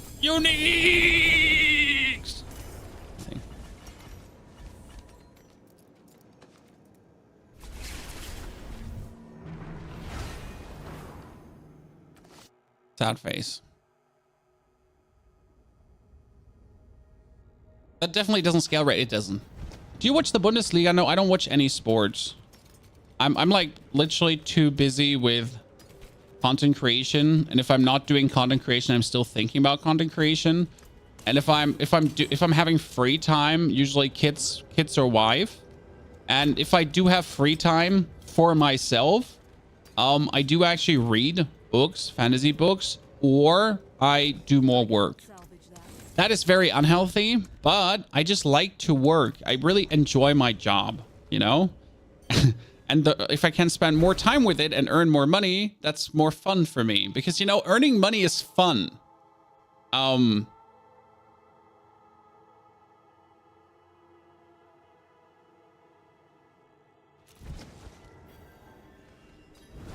I know people have different hobbies, and my hobby is earning money, you know? I could also wake up in the morning and watch some anime or whatever and do like, right? But I like, my hobby is earning money, I guess. That comes with being poor most of my life. What means being poor? Like, my parents were never poor, right? But they never like gave us any money, like not even any reasonable amounts of like anything for their children, right? Like, I literally like get like minimal breadcrumbs as pocket money.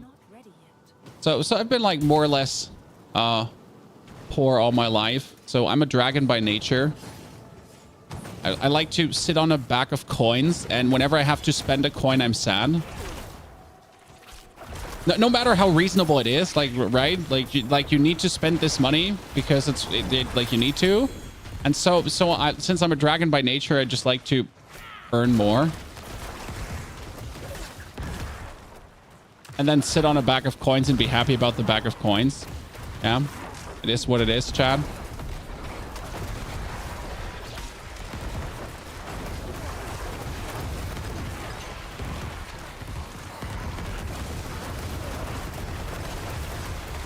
That happens when your parents are penny pinchers, Chad. I mean, I'm not a penny pincher, right? If I need to spend money, I will do it, especially for family. If my family needs anything, they get whatever they want, right? For myself, nah. My parents turned me into a horrible person, just sitting on a bag of coins. Hobbies investing. I mean, invested, like, I do obviously invest, but that counts as like, you know, investing counts like, or investing your money counts as draconic nature, because I just like to see my money pile up and be more, right? It's your birthday today, Katie. Happy birthday. That's so nice to hear. I hope you're gonna have a wonderful day and weekend. So, like, investing is part of the dragon nature, because the more you get, the more you have. Right? No, the more you have, the more you have, the more you get. Yeah. So investing is fun. I just recently got my dividends and it was like, ha ha ha ha, more money. Money making money, the dream. It's actually the dream, right? Never understood my parents. So my parents are like, they have money on their bank account, right? And I told my dad, why are you not investing? And he was like, bibbidi bobbidi boo, bank account. And they're not financial literate people, right? They have never been. But when it comes down to building wealth and building generational wealth, I mean, my dad is an army person, right? And he's always been earning above average because he's been climbing the career ladder relatively fast, and he has a lot of children. Like, I mean, 3 children and a wife. You get a lot of money from the army for that, right? So reasonable good money. But they never invested a single cent. Never in their whole life. Never in their whole life. And they always had money to spare. Like at least they could have like invested at least like $500 per month. They never did. Never. Nothing. And I'm baffled. You know, like now as a person who's actually trying to at least get like $100 per month invested, and you notice how compounding interests work, right? Like compounding interest, right? And you like, even if you put like just 100 per month away, and you kind of notice how it's stacking up, and then like and then you see your parents who literally could have done. I got robbed. I got robbed, Chan. I got excited, and it's a unique. This is, they're playing with my feelings. And then I don't understand my parents. I literally don't. Invest my money in apartments. I respect that. I think I'm too scared of putting money into a real estate in any capacity, because I just don't want to be bothered by that as well, right? My job is eating up enough of my time without having to bother about real estating. So that's me just not wanting to put my skin in the game there in any way. But I respect anyone that actually does. Investing wasn't easy back in the days. Yeah, but back in the days has changed, like even the past 30 years. But let's not say 30 years. So let's say the past 15 years. Things have gotten significantly simpler and easier. So even if my parents did not invest there then, you know, when I was a child, the years later, they're lacking that excuse now.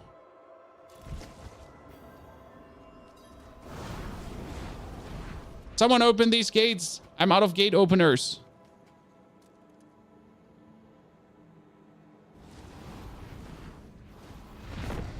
Thank you very much. My mom doesn't go online other than Facebook. Yeah, I mean, I understand my mom, because my mom has always been like the my husband is going to take care of stuff kind of type. But then I don't understand my dad, because he's the husband that should then take care of that kind of type thing, right? I mean, I can definitely blame my mom for not being more hands-on about that kind of stuff, but like, you know, I probably didn't get raised that way by her mom, and I know her mom, so my granny. She definitely didn't raise her that way.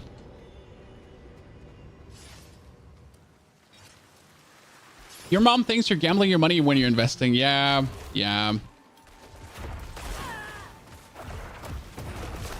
Don't get me started on my brother who's drinking away $200 to $300 per weekend. And I'm kind of like, have you ever thought about investing that instead? You know, instead of drinking away $200 on the weekend, maybe just 50, and the rest you put into something, sir? No?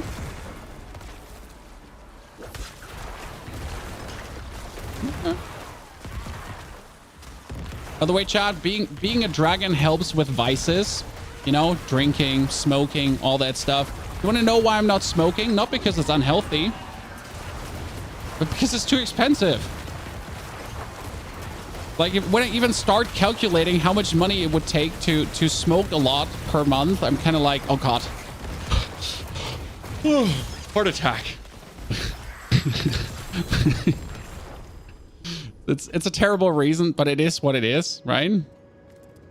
You smoked $100 a month. Yeah, see, like, I could never be an alcoholic because it's just too expensive. Same for smoking. Could never be a chain smoker. Do you know how expensive that is? Sounds like you're a greedy goblin. I'm a fucking greedy goblin smell tire. But if my wife needs something, if my children want something, dude, I'll buy that. Not a second thought.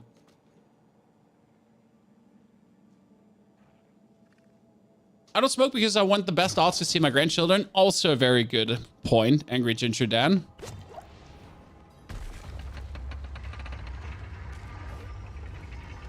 Solid. Better than mine. What level is tier 3 Varshan? I want to say 65. Isn't he also 75? Isn't he 75?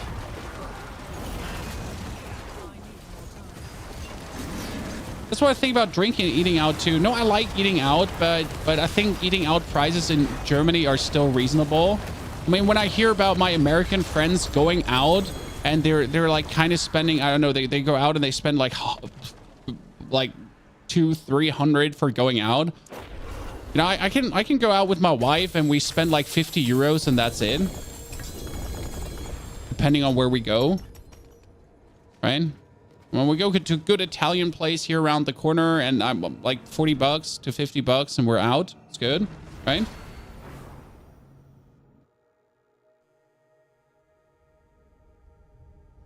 And then when I hear about my American friends and I'm like, you know, like in America, you need to go out and then you need to pay for your food and then you need to pay the waiters, right? I'm sorry. Like I'm European. I still don't understand the concept of paying your waiters. I mean, like, sure. Oh, family, be right back.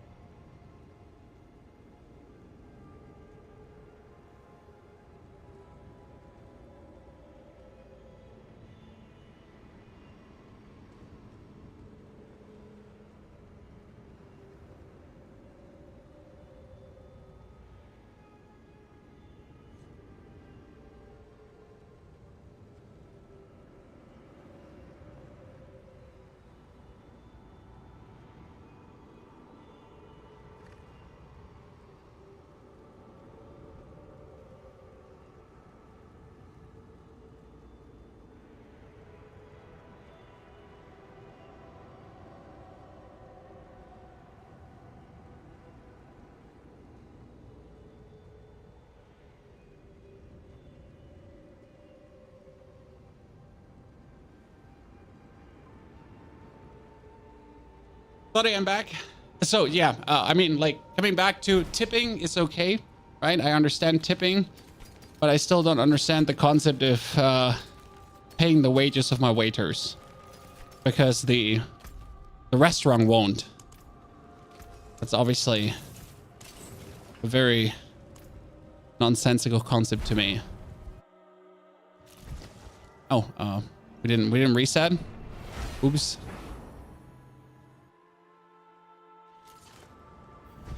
First 3 months was hard to not even think about smoke. It was my best decision in the past 20 years. Thumbs up for the smoke stoppers.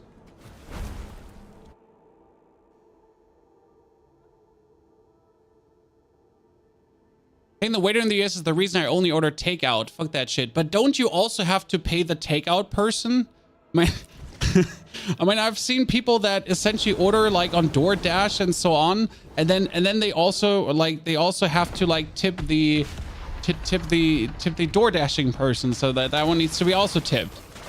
Because he's door dashing for you. Okay.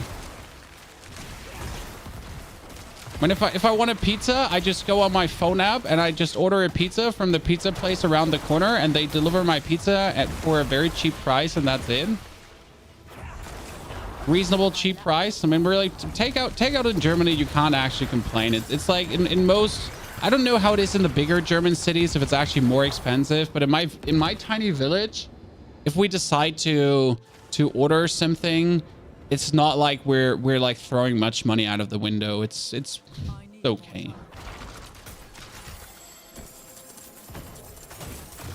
Especially when you order a kebab or a Greek gyros, then you're always good, because that stuff is cheap and good, and much food. We're doing Malthus right now, guys, with a new bombardier build. That's a very funny corpse explosion fiesta, which is doing tens of millions corpse explosion damage.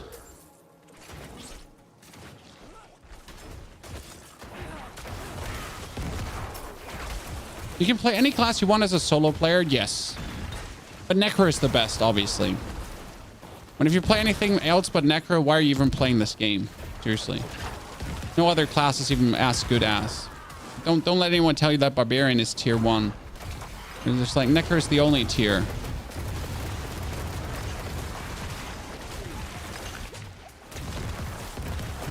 Look at me, corpse explosioning a whole room. Boom.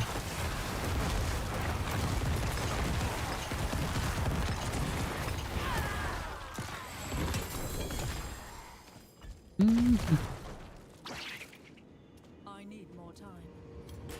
Boop, boop, boop.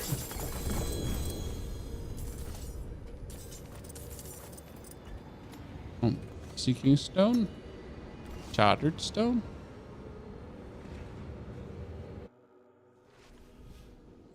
Now let's get that. Let's get that glyph, Chad.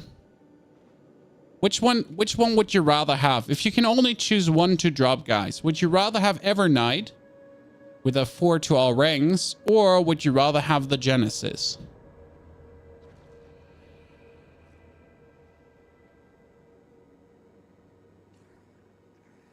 Best Necro for PvP build, anything that's not Overpower.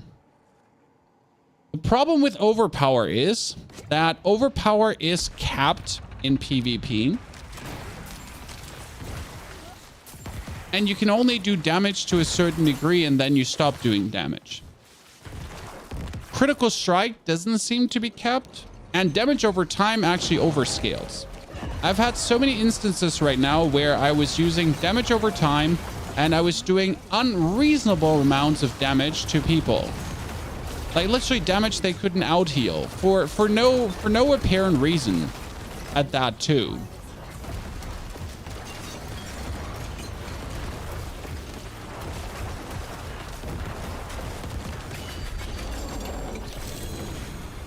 If one of the unique stones drop, do they drop on him or do they drop from the chest? Chan. Both. Okay, both. I've never seen one drop yet. Evernight Genesis. I think I want the Evernight more than the... Now, I want Genesis more than Evernight, because Genesis I can't use on every build, where Evernight I can use on every build. There's a lot of Necro builds that just don't play well with more ranks, right? There's just not more ranks to more rank. So that's kind of like where you're often in that situation. Higher chance from chests. Okay. Oh, Litless Wall. Chad, thank you, Chad. Thank you, Chad, for another Litless Wall. Hey, like, you're not getting your Litless Wall. I'm getting all of them. We're not the same, Chad. We are not the same. That's my 7th or 8th this season. It's actually illegal how many I've gotten. And I know it hurts your soul to see me destroy that one, and I'm very sorry for this, but it's what it is. Okay, who still has materials? By the way, how many wardings do we have? Oh, just 500 pearls of warding. Okay. Mr. Mingri. Don't rub it in. I am sorry, Katie. I didn't mean to. I was inconsiderate of me. Did not mean to tell you this. By the way, how did you like our thumbnail today for the YouTube people, John? Because we made a different thumbnail where we actually had the necro point at something. And I found it plenty fun. And I wanted to make that one. Let's see if I can pull this up for the chat for people that haven't seen it.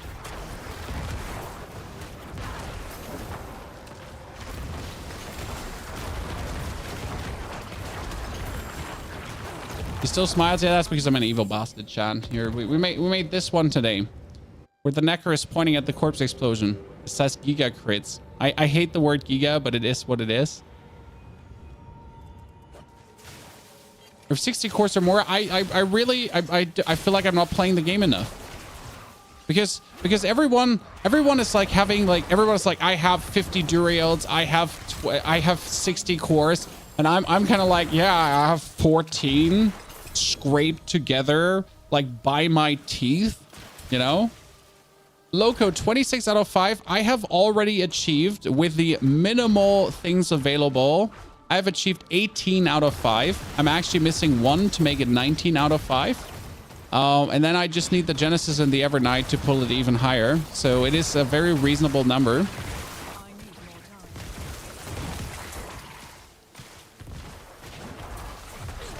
Yeah, I mean, like, so this is 18 is very easy to achieve because the Black River gives +4, Amulet gives +3, Ring gives +3.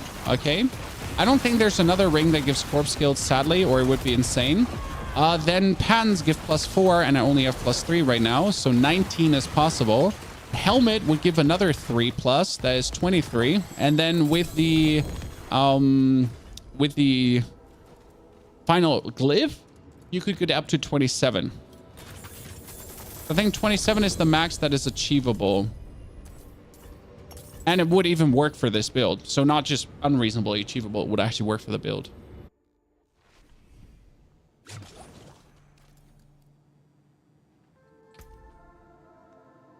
Kind of cool. But yeah, it's like, it's quite intense, especially these 18 points, so these plus 13 points. Like my standard corpse explosion is currently at 88% damage, guys. 88% damage. 88,000. Standard damage of a corpse explosion. That's something, right? And that 88,000 gets multiplied by 130%, by 40%, right? Alone these. Then it's getting like all the other multipliers added up to that. We're suddenly ending up in vast quantities of 10 millions of damage. If I now could also get the ring of ring of starless skies, I might finally end up with like 30 million plus possible corpse explosions. Like this, I sadly can only do 12 million corpse explosion, guys. So the 30 million is denied to me.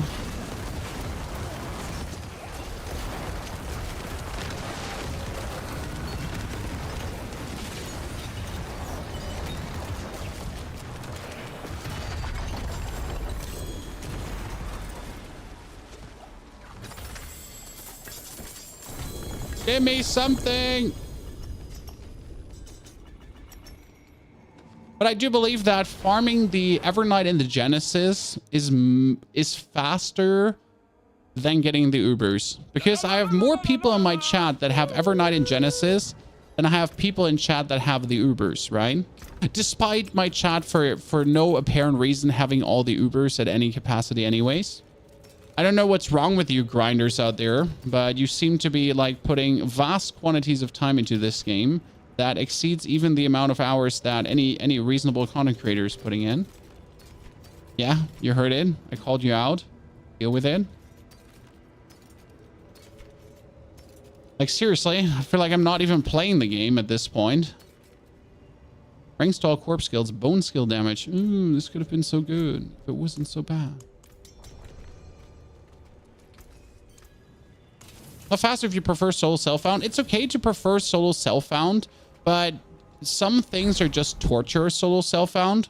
I mean, aka the loom. You just have to find 3 people that all have 2 materials and you get 8 chances for what you're looking for instead of 2. I do appreciate solo self-found occasionally, but Diablo is a too stupid game for that when it comes down to material farm and other shenanigans, you know? In like Paths of Exile, I've never minded solo self-found, in all honesty. But the game just works a bit different in things and how you can change stuff and all the other things. Yeah. Before I hate single player, exactly. It's just stupid that, yeah, you can essentially easily just quadruple the amount of tries you have for certain something by just playing with others. Right?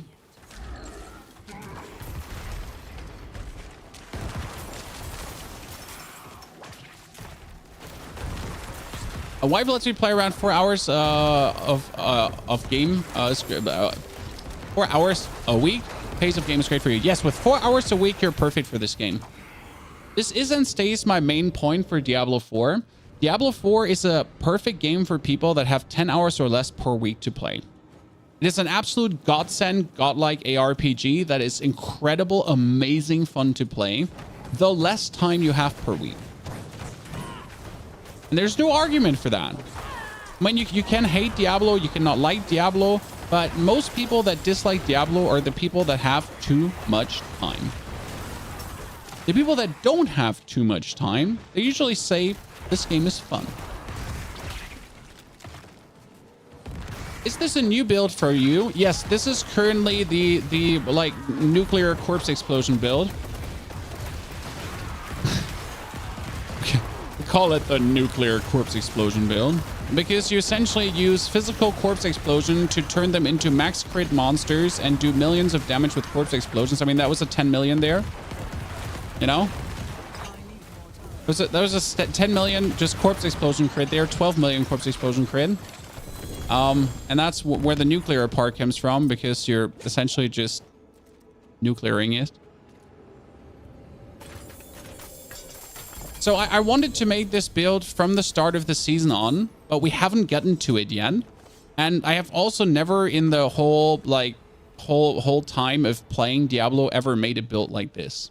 What I find the most fun is that I finally find a reason to use Army of the Dead.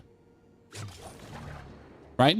Because Army of the Dead is the most unused skill in existence, because no one uses Army of the Dead, no one. But we finally found a use for it that actually makes sense. And it's not just in there because you want it in there.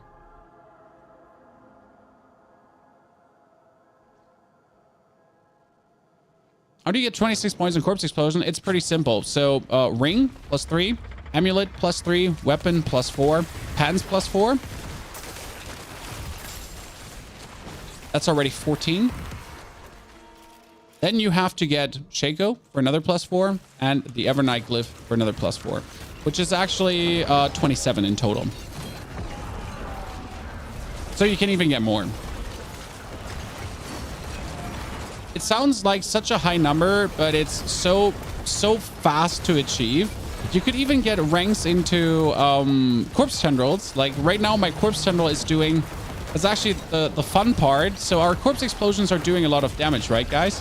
But my corpse tendril is also doing 28,000 base. And I have currently I have 11 ranks in corpse tendrils, because that's also a corpse skill that's getting boosted, right? We could argue that putting more points in corpse tendrils is a good thing to do, because we could also make corpse tendrils do even more damage, right?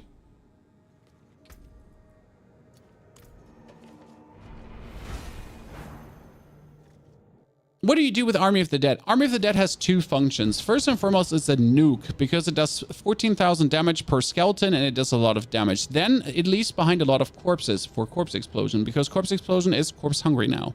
Lastly, the Army of the Dead also lucky hits a lot to leave behind even more corpses.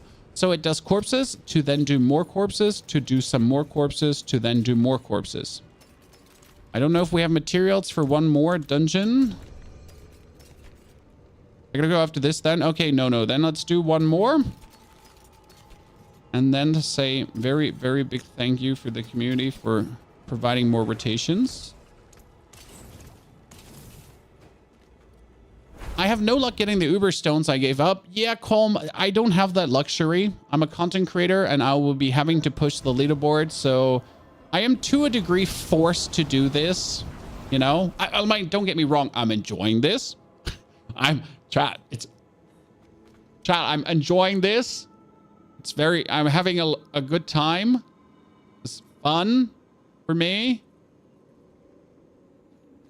And I'm really looking forward to get those stones for the leaderboard. If the leaderboard ever comes. As the leaderboard ever comes.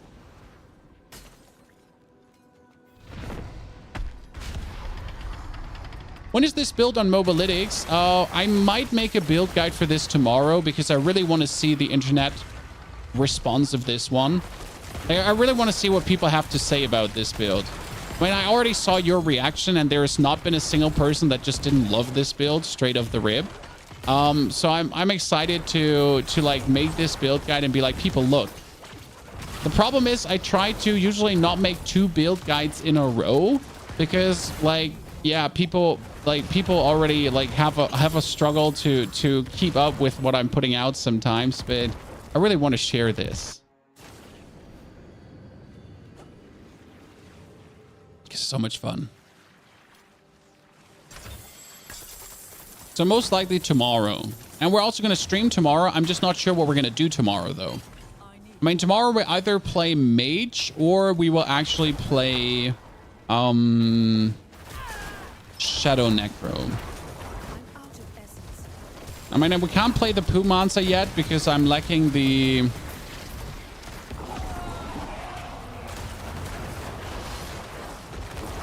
We can't play the Pumancer because I am lacking the glyph levels for that.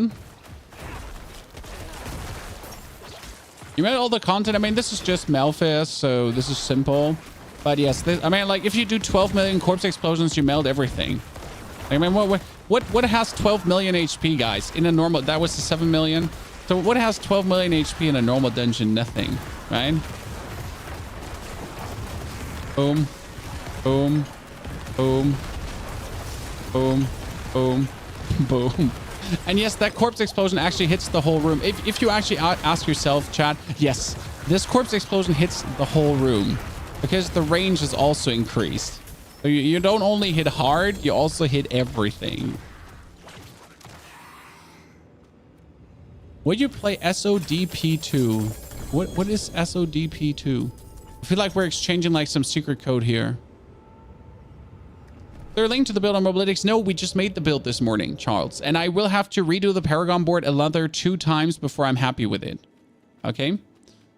So the Paragon board was whipped together live on stream. You can essentially go back in the VOD to see us building this build.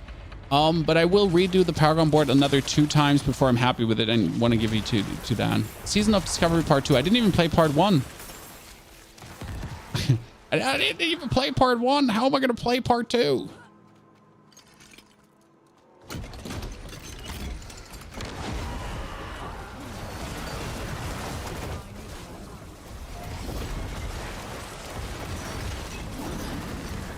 $3 million. Oh, it's a nice little 6 million Malphite. Eat that, Malphite, you little piece of trash. Now spit out your stones.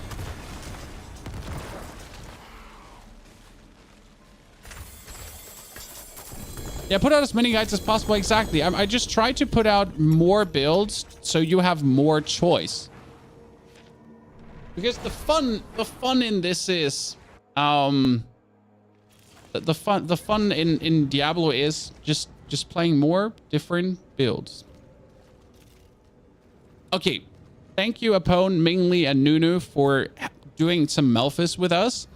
I would also like to go on, chat, but my wife essentially hasn't slept the night. And, well, one of my daughters is very ill. Despite having very good viewer numbers, this is always my greatest regret. If everything is popping and you actually have to go, thank you for coming. I'll put the VOD of this stream live on YouTube in around 4 hours, so you can also then check out the build and go through it. But I'll be making sure to also create a mobilytic for tomorrow, probably. Should be also a build guide coming for tomorrow. We'll see about that. We'll also be live, so don't worry. I'll be there. Thank you for coming, watching. On Monday, we'll continue with Banisher 2. So tomorrow's a stream, Sunday no stream, and then on Monday, there's a double stream, Diablo and Banisher in the evening. I can't wait to show you all of this. Have a great good night. Love to have you all there.